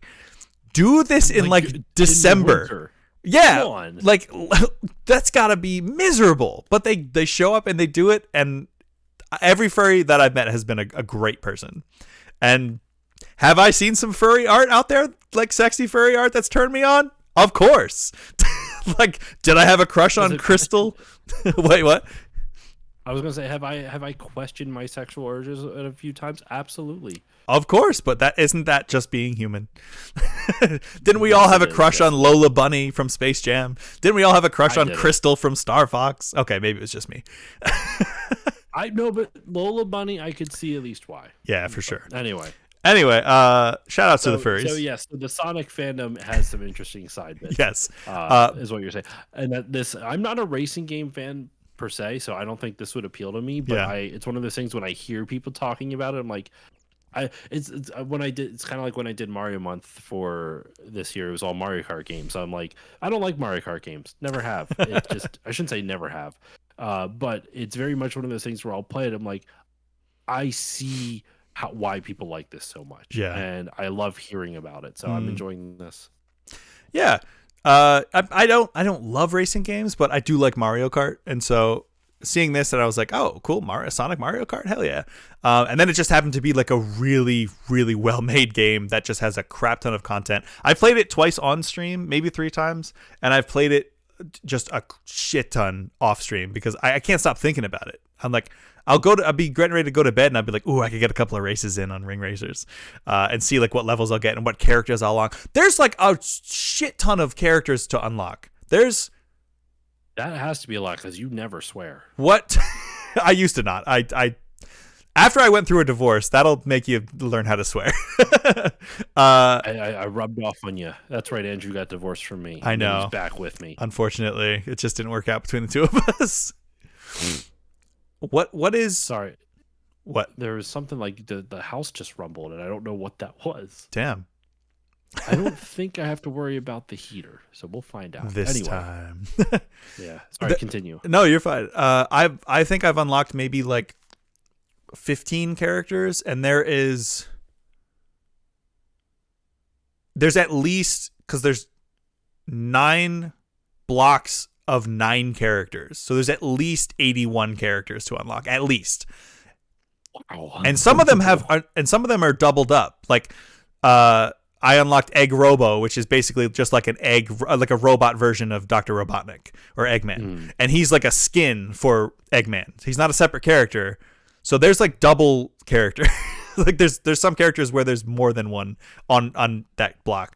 And I've unlocked like some other, obviously there's a shit ton of Sonic characters, but I've unlocked some other Sega characters like Jack Frost from Persona. I've seen that there is Jet Set Radio characters. I haven't unlocked them yet. I unlocked Echo the Dolphin as a character, which I found hilarious. Just a dolphin driving a little cart. So let's finish what you're saying. Hold on. I'm going to look up something. Okay. I feel like it's a game. Just Echo the Dolphin Racing reminded me of this. Okay. A dolphin in a racing game reminded me of this. Oh. Just keep going. It's nothing I played. I heard about it this year. Is it unlocking the dolphin in Wave Race? No. Okay. Uh, I'll keep going. I'll explain it in a second. Okay. So let's see what else. The alternate modes. I haven't done any of the battle stuff. Oh, by the way, you can just play online in this game. There's just online multiplayer that you can race against real people whenever you want. I haven't been brave enough to because I know it's pretty competitive, and I've only unlocked the second of the 3 speed levels, like your CCs essentially in Mario Kart. But it gets pretty intense and competitive. But a ton of great flavor text, a ton of great music, both original and like official. The art direction is great. Like it's sprite art, but it can stretch and squash, and there's a lot of really cool particle effects. It's a very new. It looks like a retro game, but it plays like a new game. I guess I would say that all the items are really cool.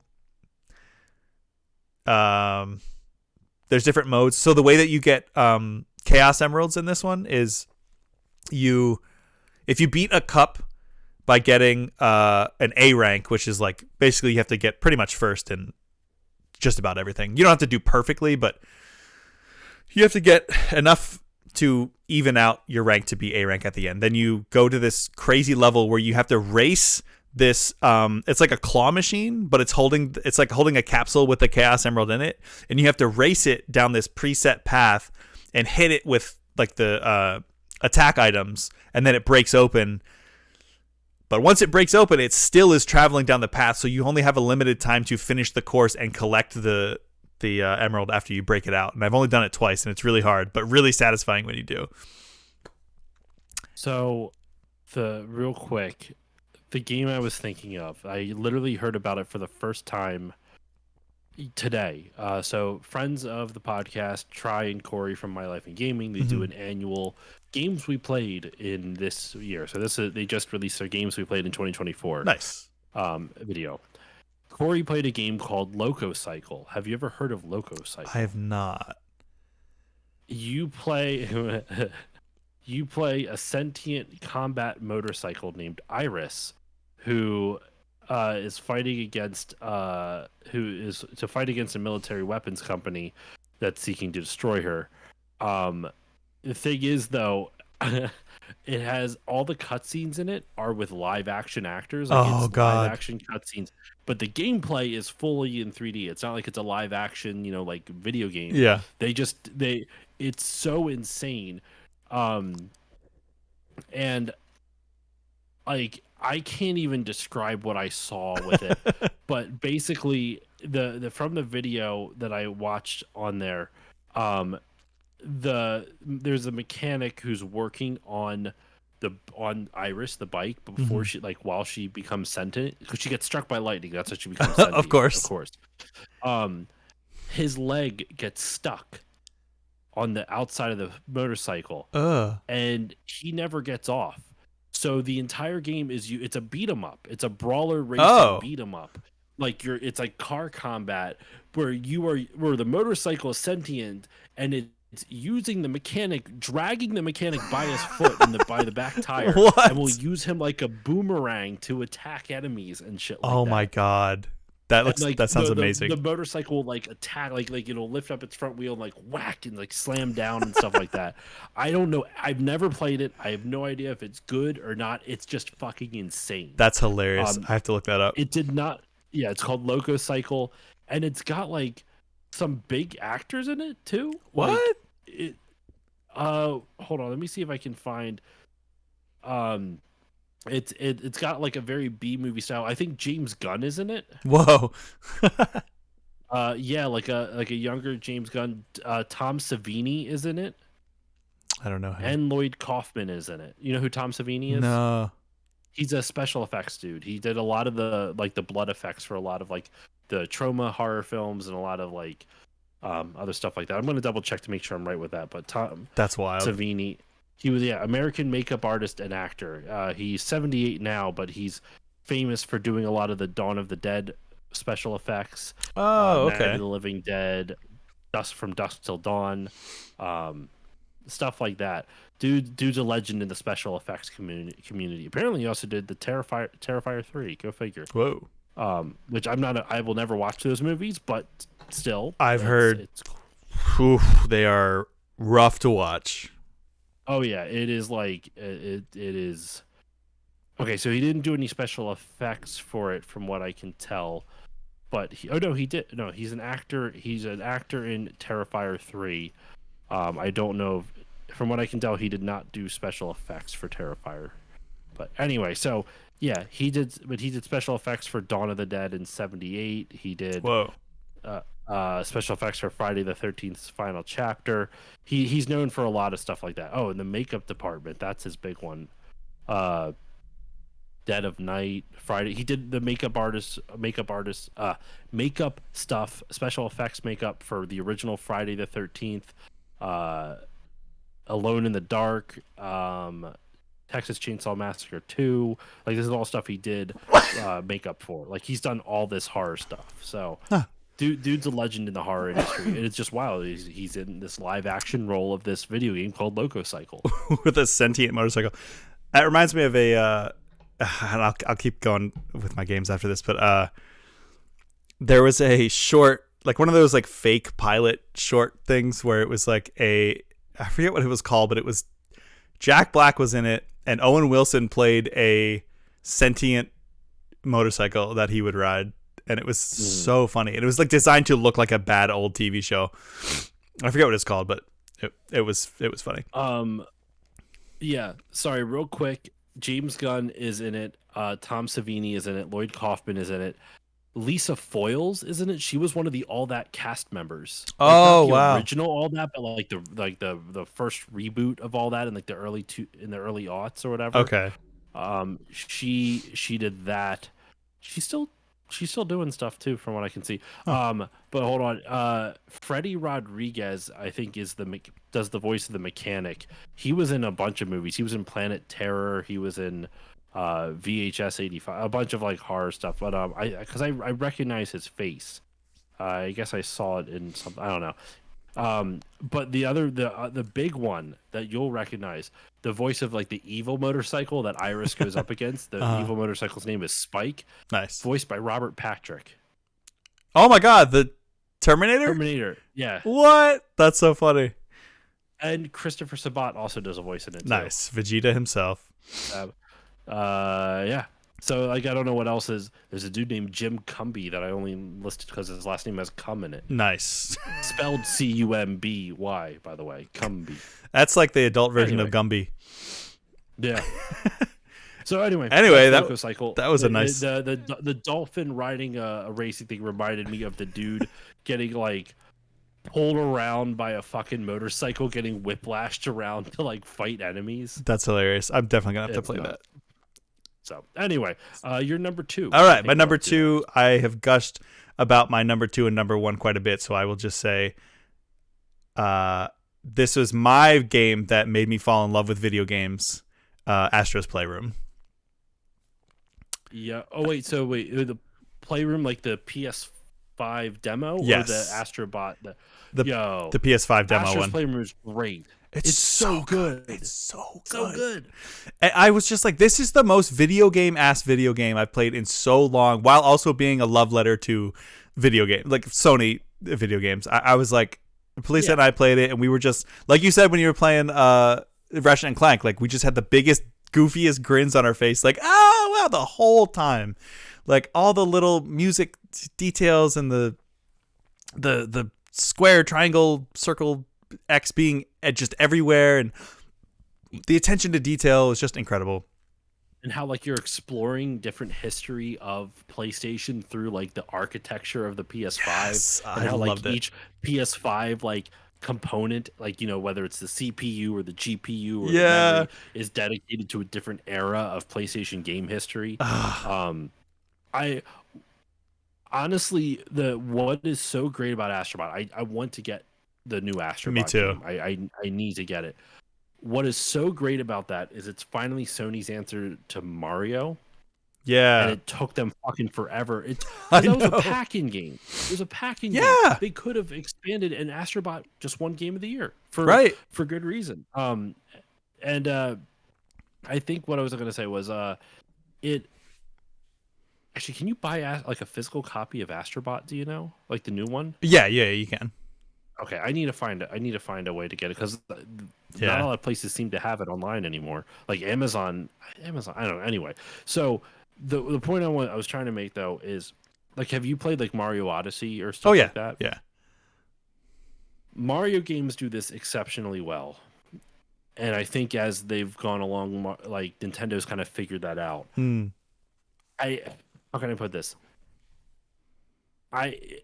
Mario and Astrobot as well. Astrobot does it well in a different way, but in a good way, just as I would almost say on an equal way to an extent. They find a way to encapsulate joy. Yeah. Like, Is and whimsy and wonder. Yes, like everything about it, even though like the game isn't necessarily hard or challenging, it is just pure fun. And I like Yes. that's the hardest thing to quantify. Like what makes something fun? I don't know, but it makes me happy. You know what episode of Bluey you haven't gotten to? But I promise not to go off on a tangent. There's a great episode where it's called Duck Cake, and Bingo wants It makes my tail wag. Makes my tail wag. Yeah. Well, why do you want a duck cake? Like, because it makes my tail wag. Like, you can't argue with that. Why does Mario games make you happy? Because I feel so much joy when I play them. Can't argue with that. Yep. It's like same with Astrobot. Like, I felt so much joy playing Astrobot. Like, it was one of the best experiences I had on the PS5 before I could afford to own any games. Right. Yeah. Yeah, it was the first one I played on the PS5, and it's my favorite one I've played on the PS5. And I think, wait till you play Rift Apart. yeah. Well, I may need to go back and play all the other ones, but I don't know if I will. You play if you're gonna try any of them. Try the PS4 reimagining of the original game. Okay. Because as the story isn't great. I'm not gonna like pretend it is, but like the gameplay is still phenomenal. And it's a reimagining of the first game. You're going to get the same basic effect of the first game, but in a modern context. Yeah. Because the original Ratchet and Clank is a little rough around the edges. Yeah, I can imagine. That's one series that I've just never. It's always kind of gone over my head. But have you ever tried them or no? Yeah, I've played the first one back in the day, or maybe the first couple, like I said, at friends' houses. Or I remember you showed me the one for PS3 for quite a while. The one day I was at your house, like in between classes or something when we were in college. But I watch this YouTuber who I love. Her username's GameChamp3000, I think, and she does these like challenge runs of games where it's like, can you beat Mega Man without getting hit? Can you beat Ratchet and Clank with only the wrench? And so I've seen her like go through these like challenge runs of all the Ratchet and Clank games using only the wrench, and it's very cool to see like how she just like absolutely breaks the game sometimes. Or the one was like, can you beat Mario Odyssey without jumping? That's insane. It's very cool. And even like like that's the one I would probably recommend first. Or if you want to see more of like an RPG angle, she does one that's like, can you beat Pokemon Red and Blue without getting hit, which is wild.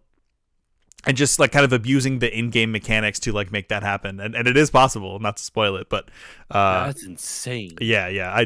So I've seen a lot of her videos with Ratchet and Clank, but yeah, I'll definitely check that out. But yes, what you're saying about the joy and the whimsy and the wonder, like I very much felt that playing Astro's Playroom, and I'm dying to get Astrobot proper. But for a free game, it's like, really? It's so good. And I think because of this game, maybe it's a little early to say. I may have said this before on one of our Talk Tuesdays, but I think the DualSense is my favorite video game controller. I love it. PS5. Yeah. Yeah, it's comfy, dude. It's so comfy. It's so like the responsive triggers and the rumble features, like just and for somebody like I have like I don't know, extra sensory perception. No, I have like I I'm highly sensitive to tactile feelings sometimes in a good way, sometimes in a bad way. And just like, I know sometimes like I'll hear a sound or a texture or somebody moving their foot across like carpet and it'll be like nails on a chalkboard to me. And I'm like, oh my God, please don't do that. Or on the flip side, when you're in the like the spacesuit or whatever, or the little rolling ball thing in Astrobot, when you zip up the zipper with the touchpad and it's like it clicks. I'm like, oh my God. Like it feels so good. Anyway. Oh my God. It's after 11. Very quick. My number one, I've talked about it at length the day that I beat it, or the day after I beat it. But I have to give it, and it was very close. And it's wild to me that they were this close. But Astro's Playroom is a very close second, with my number one being Tears of the Kingdom. Okay. It feels like kind of like a basic bitch answer, but like, God damn it, I love that game so much. I played it, which is just so funny because you didn't like Breath of the Wild. Breath of the Wild. Yeah, I liked it. It was fine. I'll probably never play it again. But this one just like improved on every aspect, and it just sucked me in. It sucked me in the way that I wanted the first one to. Which didn't. But I was also playing the first Horizon at the same time I was playing Breath of the Wild, and I think I got more of what I wanted from Breath of the Wild in Horizon. So maybe that had something to do with it. But which is funny because they came out at the same time. Yeah.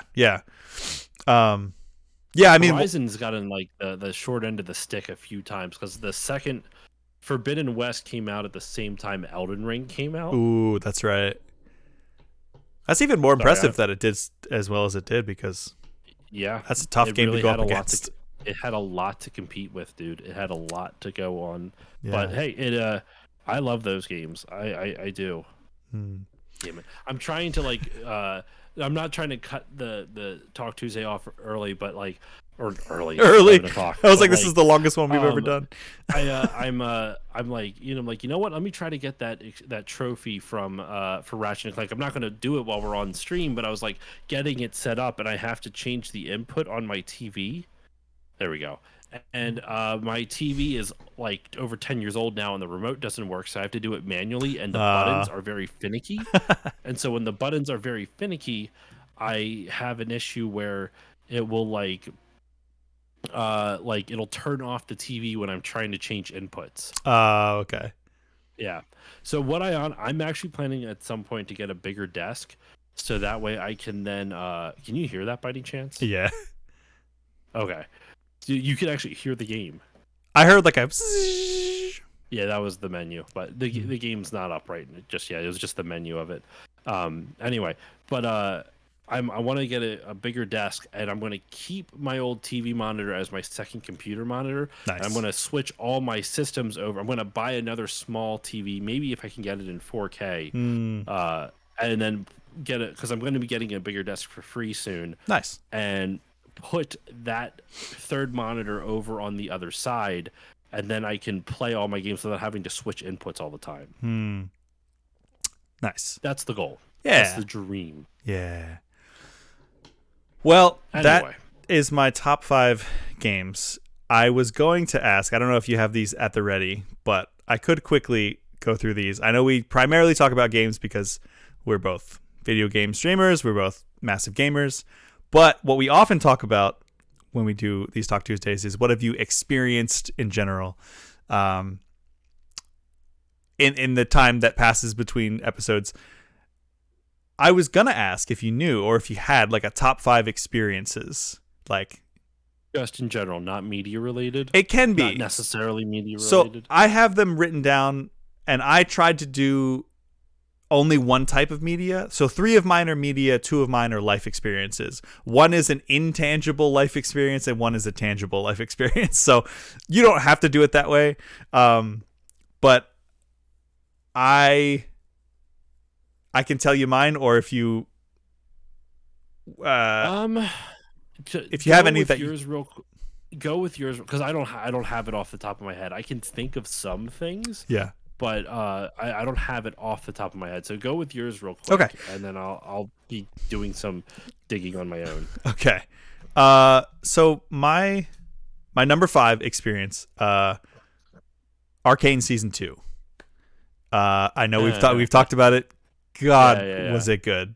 Oh, I could express till the cows come home how good that show is. It may be the greatest animated television show of all time. It's not Bluey. I'm sorry. Well, why don't I want to watch Bluey? Well, it's because you didn't get to the good episodes. I got to a lot of good episodes. There were some episodes that made me cry. That show was great. I know, but you just wait until you get farther into season 1. Or in season 2 specifically. With season 3, almost every episode is a banger. Like almost like episode for episode. Anyway, sorry, nice. Continue. So Arcane. Yep, Arcane season 2. I'll watch more Bluey if you watch Arcane season 2. I don't want to. I know. Arcane season 1 was really good. I'm not in the mood for something heavy like that right now. It is very heavy. That's the oof.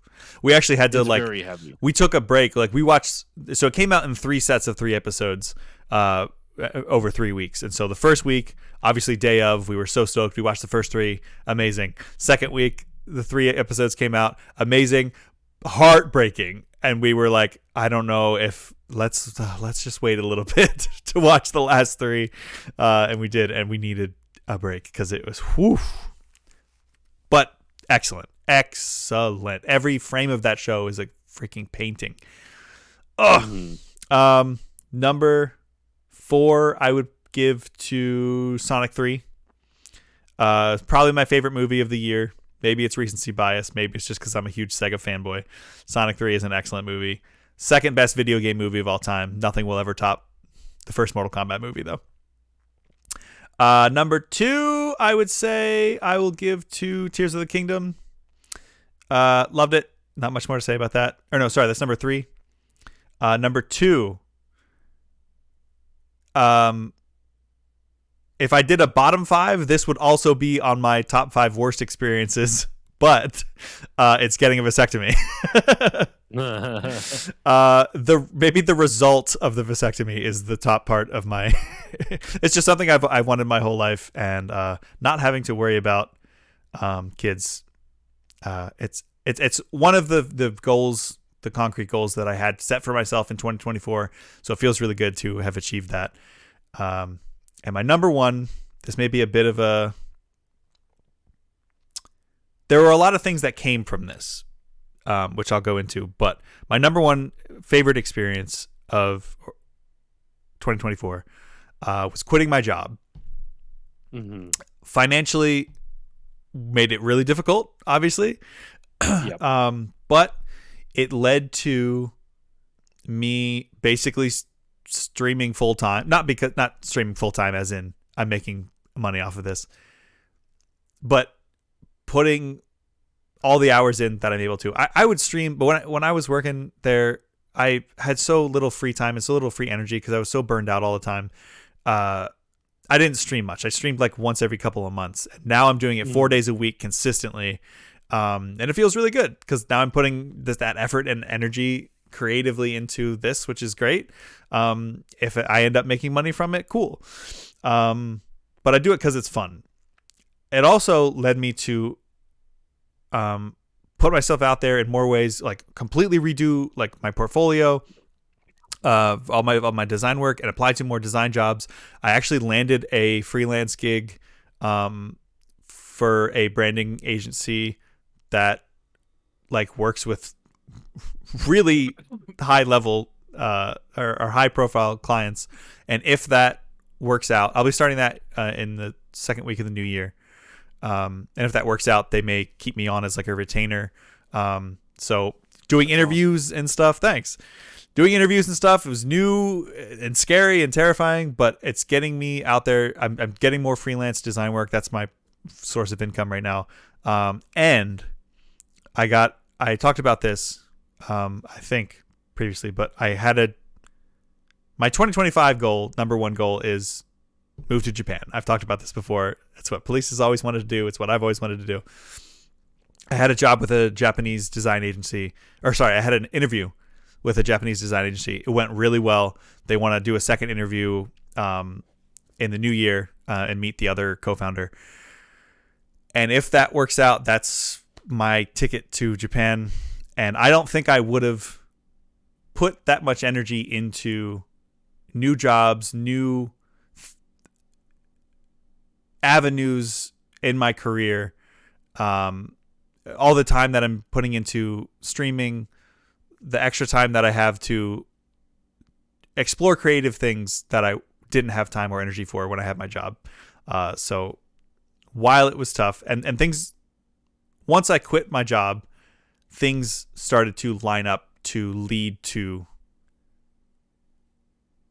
where I want to be in my career. And so I have to say that quitting my job was number one, even though it was also the scariest and has me in a less than stellar financial situation. But I think that's all turning around. So sometimes you have to take those leaps of faith, though. Totally. I mean, I guess I can understand that. I think that was smart because I normally am not I'm not the person to like risk something like that. Like I'm always such a safe person, I'm like I don't want to quit my job. I like it too much, type of thing. Or I can't afford that. Like why would I go look out for something else when I'm comfortable at this place when there could be something better out there? You never know. Yeah.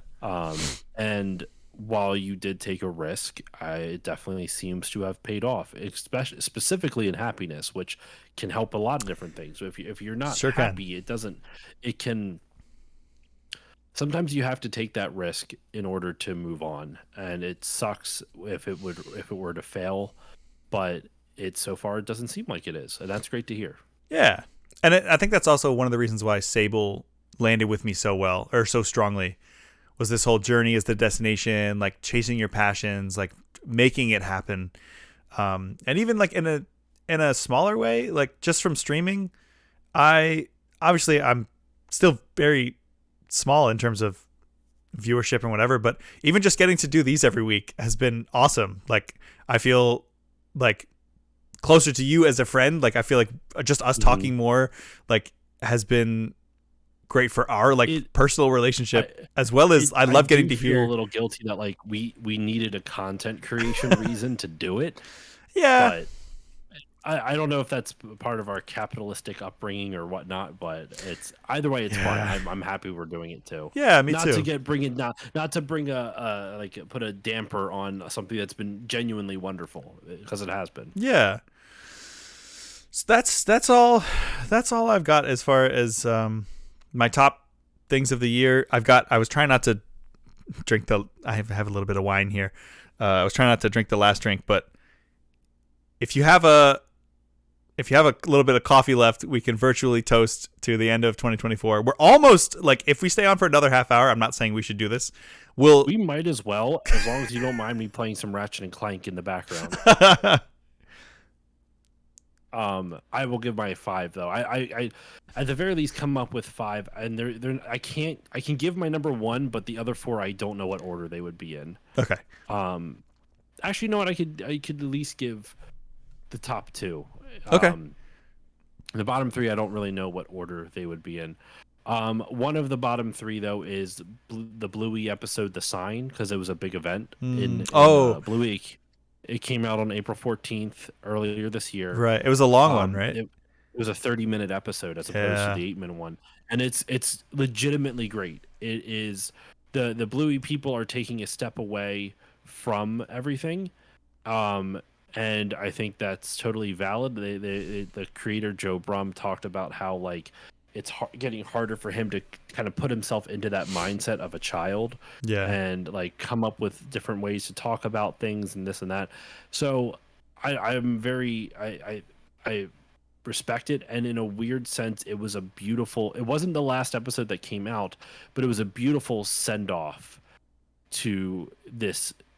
What I don't think it's going to be the last thing we see of Bluey. Right. Aren't they making a movie? Did they just announce a movie? Yes, they are. Yes, sorry, they just announced a movie. Yes. Yeah.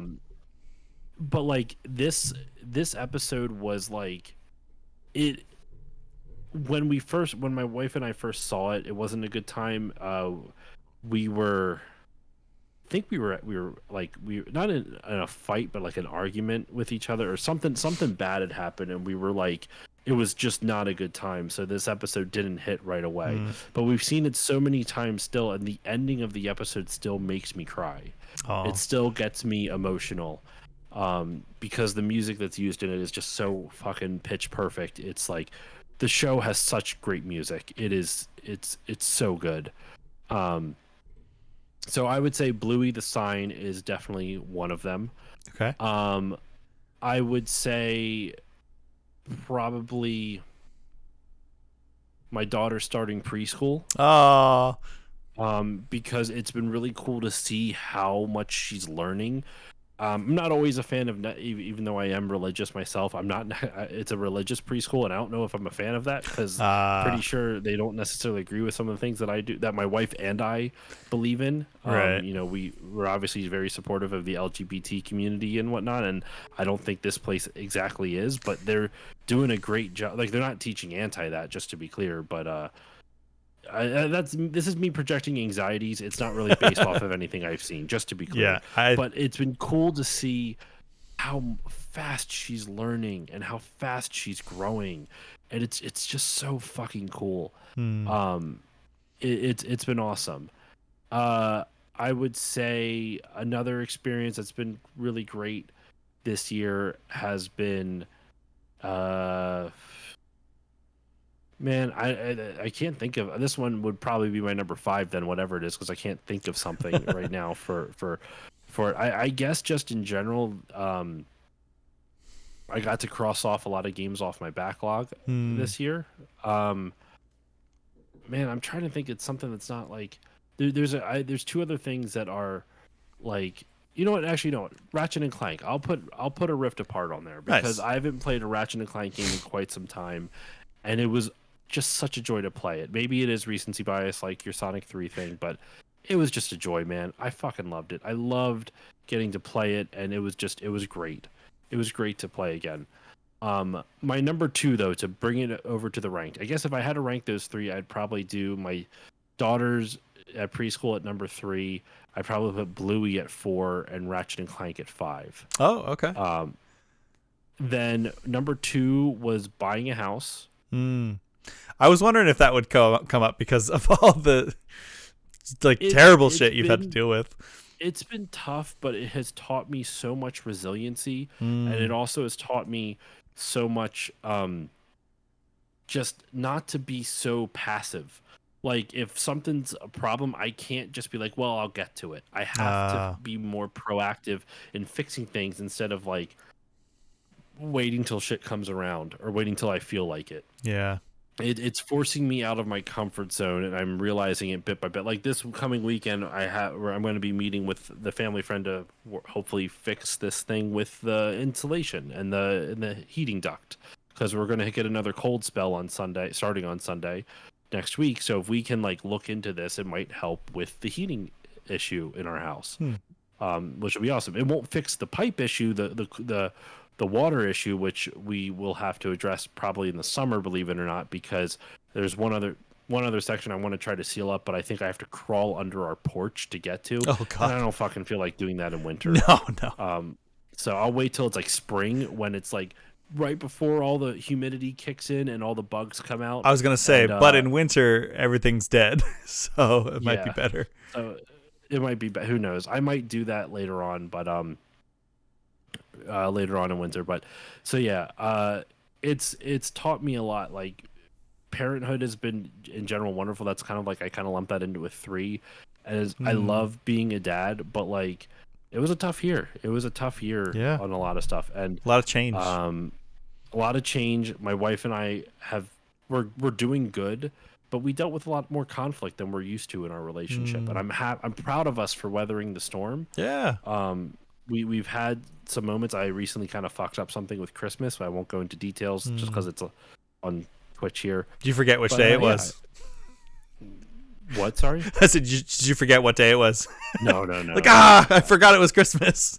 No, it wasn't that bad. I know. But I fucked something up, and it kind of brought to light an issue that not to brought it kind of reared its ugly head, an issue that like my wife has had, that is something I've been dropping the ball with consistently in our relationship. So it was a tough pill to swallow. It wasn't fun, but Yeah. we're still doing well. Good. We talked it out, and like it's good, but it, you know, just this was overall, it was not, I would say it was a down year for me on a personal level, but mainly because it was hard, not because it was bad. Oh, okay. Yeah, that's a good I think distinction. there's a distinction. I would say the worst thing that happened this year was the election. Yup. We've already digressed We all that. sure have. Um, That's all my 5 number- of my bottom ones. It's my Yeah, bottom 5 that's is getting a vasectomy, and then 4 through 1 is the election. all of mine is just the election. That's every single bottom thing I can think of. Yeah. So my number 1 though is the podcast. Yeah. Just the podcast in general. I was looking through, I was going to talk about something specifically, but really what it is that this year has just been just a joy for the show. Like, it was something that like doing the podcast keeps me sane more than I ever thought it ever would. It has brought me more joy than I can ever imagine. I've met so many amazing people. It definitely satiates a part of my ego that I have, where it's like I think it's a very human feeling, the desire to feel important. Sure. And the podcast makes me feel important. I understand logistically I'm not, but like, people listen to the shit I say, and that's insane to me. Yeah. Like, I don't know what I did to deserve that. I put in the work, I know, but that doesn't mean that it's like my opinion's worthwhile. So I guess I'm doing something right, and I really appreciate everyone who listens and everyone who supports the show. And like it when I joke about saying, you know, leave a rating and review because it makes me feel warm and fuzzy, it does. Right. It satiates that part of my ego. I'm like, what I'm doing, people like, and it matters, and people care about it, and that's fucking cool. It's awesome. It And feels good. I mean, I have a much smaller does. like group of people in my community or whatever, but like I love each and every one of them. And I was talking, actually, so I finished up my stream last night, and I rated someone who you actually turned me on to, G to the next level. He's so cool, dude. G is awesome. And we're kind of talking shop a little bit, and he was like, yeah, I'm kind of afraid to like, you know, go outside of like the Sega brand or whatever. And I was like, you know, he was playing like a pool game on the Genesis, and I was like, you have 40 people in here watching you play a pool game for the Sega Genesis. I think you'll be okay, because people are watching you for you. And like you said about like, you know, what do my opinions have to, you know, why do my opinions matter? And I think your viewers do respect your opinions and the games you choose to play and things like that. But people watch you for you. If somebody wants to watch somebody play a video game, you know, there's countless of people who, countless of channels on YouTube where they can watch anybody play it, or nobody play it. They can watch the no commentary runs, but people want to watch you play a video game, or people want to watch us talk about, you know, our lives and things that we've experienced. And that's the core of it for me, is like, and also why I don't feel so bad that I have a relatively small I don't want to say fan base, but community of people who Like, I don't consider people who listen. I mean, people listen to us, or listen to my show, watch your streams. They are fans, but they're more than that. It's a community of people who like what we do and care about what we do, and that's really cool. Yeah. What? And speak of the devil, one of my most returned guests, Parallax Puddles, is in the house. We were just talking about 2024 ending and what we're, you know, thankful for and goals we've achieved. And I was talking about leaving. Howdy ho, Deuterinos. I was saying, like, my number one experience for 2024 was quitting my job, which opened a lot of doors to other career things for me, and forced me out of my comfort zone in that way. But it also allowed me to stream a lot more. I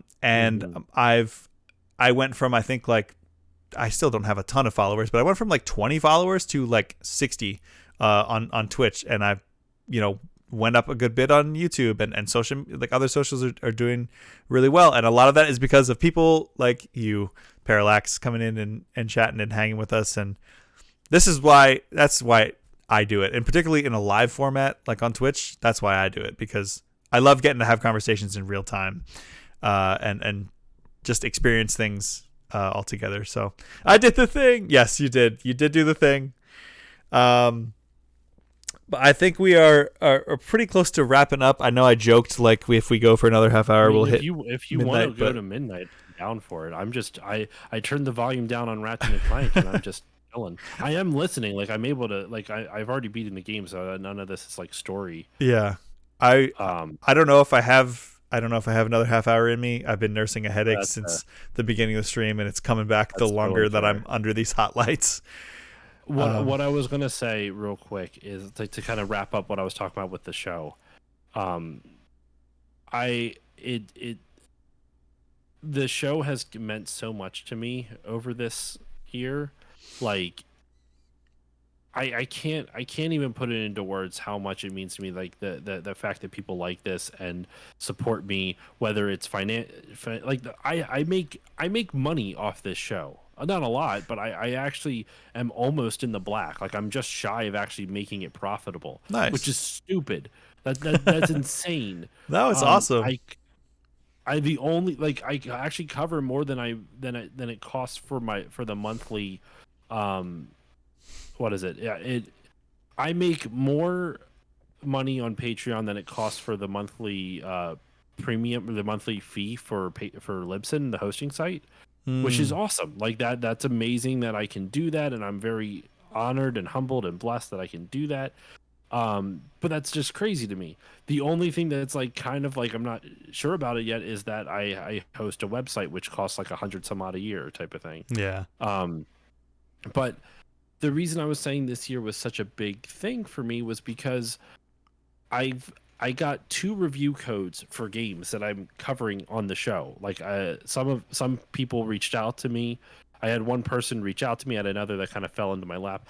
I had more book publishers reach out to me for review copies of their books. Like I got a Boss Fight Books book for EverQuest, which I just actually recorded literally last night. It'll be out next year in a couple weeks. The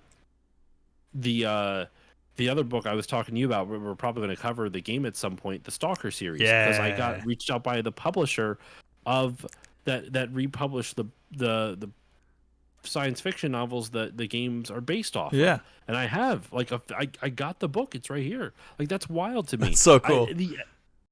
The MIT press reached out to me. Like it's in a weird sense, like I'm very grateful and honored that the game just killed me over falling into a piece of fabric. That was weird. But I think what's been just so cool about the show this year, and what I'm just beyond humbled about, and I'm trying to like just kind of not keep my cool, but like make sure I'm not like letting it get to my head. You know, kind of we were talking about The Greatest Showman before, you know, like from now on, like I never want to have that to the point where it's like I do this and I forget about the people who helped me get here. You know what I mean? And so the reason I say like I'm like it satiates my ego. I get nervous about that sometimes. Yeah. Where I don't want I'm happy it does, but I never really want it to be like the thing that like, you know, I don't want to fuck up what I have. The people who helped get me here. And I actually was proud of myself this year because I made strides to do that. I had people on the show that I probably wouldn't have, not because they're bad at podcasting or they weren't a good guest, but like because they don't have a following. And I wouldn't that was shit that legitimately crossed my mind, and that's a fucking scummy thought process. Like that's not a like I don't like that. I don't like that I even felt that way at one point in time. Whether, you know, I that's just I don't like that at all. And the fact that I'm happy that I didn't let that voice win, that I like waited and I figured out like what I wanted, or I didn't wait. I actually spoke to people who maybe they didn't have the biggest following, but they are either personal friends or they are someone who asked to do the episode, and those episodes fucking turned out great. And I'm not going to name the episodes because I don't want those people to feel bad, but like, because they don't deserve it. Like I just, this show has done so much for me, for my mental health in one of the toughest years of my life, because of all the changes, because of moving, because of, you know, like, my wife having to find a new job, which doesn't pay as well. She doesn't make as much money now, and now we have to figure out finance. We have to be a little bit more worried about our finances. And she just got a new job while, like, right after we fucking bought a house and moved, and now we have more expenses. Like, there's a lot to worry about, and this show has kept me sane, and I can't thank everyone enough, like both the listeners and the people who like join me on the show, like, you know, my guests. Like, people give up their time. They give up their time. Like, that's one thing you can't get back. You can always earn more money, but people like doing this enough, and like my show, like my friends who I've made through this, liked me and like the show enough to give up their time to do this. And I hope that I can reciprocate that in the future whenever they ask me to be on their show, type of thing. Yeah, so for sure. It's been a one, like, that's why I put the podcast as number one, because it in a swirl of changes and life events, it's consistent for me, and it's something that it gives me a creative outlet to focus on and to not bug my wife with video game stuff. You're like, I get to talk to strangers on the internet instead of talking at my wife. Pretty much. I mean, she's very grateful for that too. So anyway, I know I'm honestly, a lot of my rambling here was literally just because I don't know how else to describe how much doing the podcast means to me. It truly means the world, and I'm beyond grateful and humbled that I get to do it on a weekly basis. And as much as there's some moments where I feel like I'm not like appreciating every moment as much as I possibly could, I'm always grateful for what I have, and just like everyone who's there to support me. Parallax, you're included in that. And thankful you have both. Thankful for you both, because I can annoy you two instead of my wife. She's happy with That's that. what I like to hear. Well, you're not wrong, but also I think, I don't know. I'm just going to keep repeating the same things I'm going to say. I'm very grateful. I know that the chat's been quiet. This has been the longest Talk Tuesday, and the chat's been quiet because it's literally New Year's Eve, so people are out doing real life things. So I am very appreciative of you, Parallax, of being here and spending some of your New Year's Eve with us. And I'm happy that your wife is happy that you don't have to quote unquote annoy her. And you're playing Spider-Man. Hey, we love Spider-Man. Hey, I'm playing Ratchet and Clank right now. Nice. Yeah. The children wouldn't fall asleep. I just got to do what my parents did and just slip some rum into our into our baby bottles. I thought you were about to say, I'm just gonna do what my parents did, have a vasectomy. Yep. No, they did not do that. Well, afterwards, I mean. Yeah. No, neither of them did. Wife said no scotch for them. How rude. I know. Well, I mean, I don't think your mom could have a vasectomy. No, that would have been physically impossible. Impossible. Yep, she doesn't have the parts. She doesn't have the right parts. Now with that attitude, it is. I know, right? You can believe whatever you want to believe, including that scotch is good for children. Your wife is a terrible mother for not allowing your kids to have scotch, Parallax. Anyway, my head is pounding, so I think it's a good time to. I believe in the Loch Ness monster. He needs about tree fitty. I think it's a good time to call it. Yes, I know you are about ready to be done. Yeah. Well, you are ready to be done, I should say. Yeah, for sure. Yeah, I mean, we're not, Police and I aren't doing anything crazy for New Year's, but I do have to take my last 1-second video of the year so that I can put out the full thing tomorrow. Oh, yeah. Yeah. I do. Parallax, I don't know if I've talked about this on stream, but every day I take a 1-second video, and then I put them all together, and then I put them on Facebook for the on New Year's, and it's like 1 second of my whole year. Well, let me know when you're ready because I can't see you. I was gonna sneeze. Sorry. Okay, no, it's good. Let me know when you're ready, and I will pause my game, and we can do that 1 second video. Hey, cool. Yeah, let's do that. If that's what I'm assuming. That's what you were going for. Yeah, we can do that. And I have a tiny little bit of wine left. We can do a virtual toast, and I'll record us recording us, and we can say Happy New Year's. Happy New Year to you. And Parallax will be included in this, actually. If I use this one, I might take one with Police and I, because that's usually what I do. All right. Oh, I see how it is. Do you have? Maybe I'll do this one. No, it's fine. I'm just fucking with you. Do you have any coffee left that you can virtually toast me? Not enough to drink, but it's there. There's a little bit in there. It's there in spirit. All right. We're going to pretend that it's... Wait. I will... Yeah, hold yours up over to the side of the screen and we can pretend to clink glasses. Wait. Oh, like this? No, your right side. So I have to hold it with my left and then like that. Yeah. Okay. All right. 1, 2, 3. Happy New Year! Happy New Year! Nice. I also just realized that your sound is not going to be picked up on my phone. Oh, well. Even better. Roasting my coffee in Miller Lite. I always roast coffee. It tastes like shit. You like coffee? No, not at all. That's what I mean by roasting it. I mean roasting it as in making fun of it. See, I like coffee when there's a lot of extra shit put into it. I can't stand it. Really? Even just like the straight up flavor of it? Yeah, I hate it. That's what I hate about it. I love the way it smells. Oh, really? Just hate the way it tastes. Delicious. It smells great. Yeah. That's crazy. That's interesting. But anyway, I know you are you're unless you want to wait the next 14 minutes, but oh my god. No, I think you can go to bed. You said your headache is splitting. Yeah, I also don't know what to do when it hits midnight that we haven't already done other than say Happy New Year again. All acquaintance be forgot. And I want to spend it with my lady, so Boo. We had our moment, me, you, and Parallax, and then I'll have one with the love of my life. And here's apparently it's not me.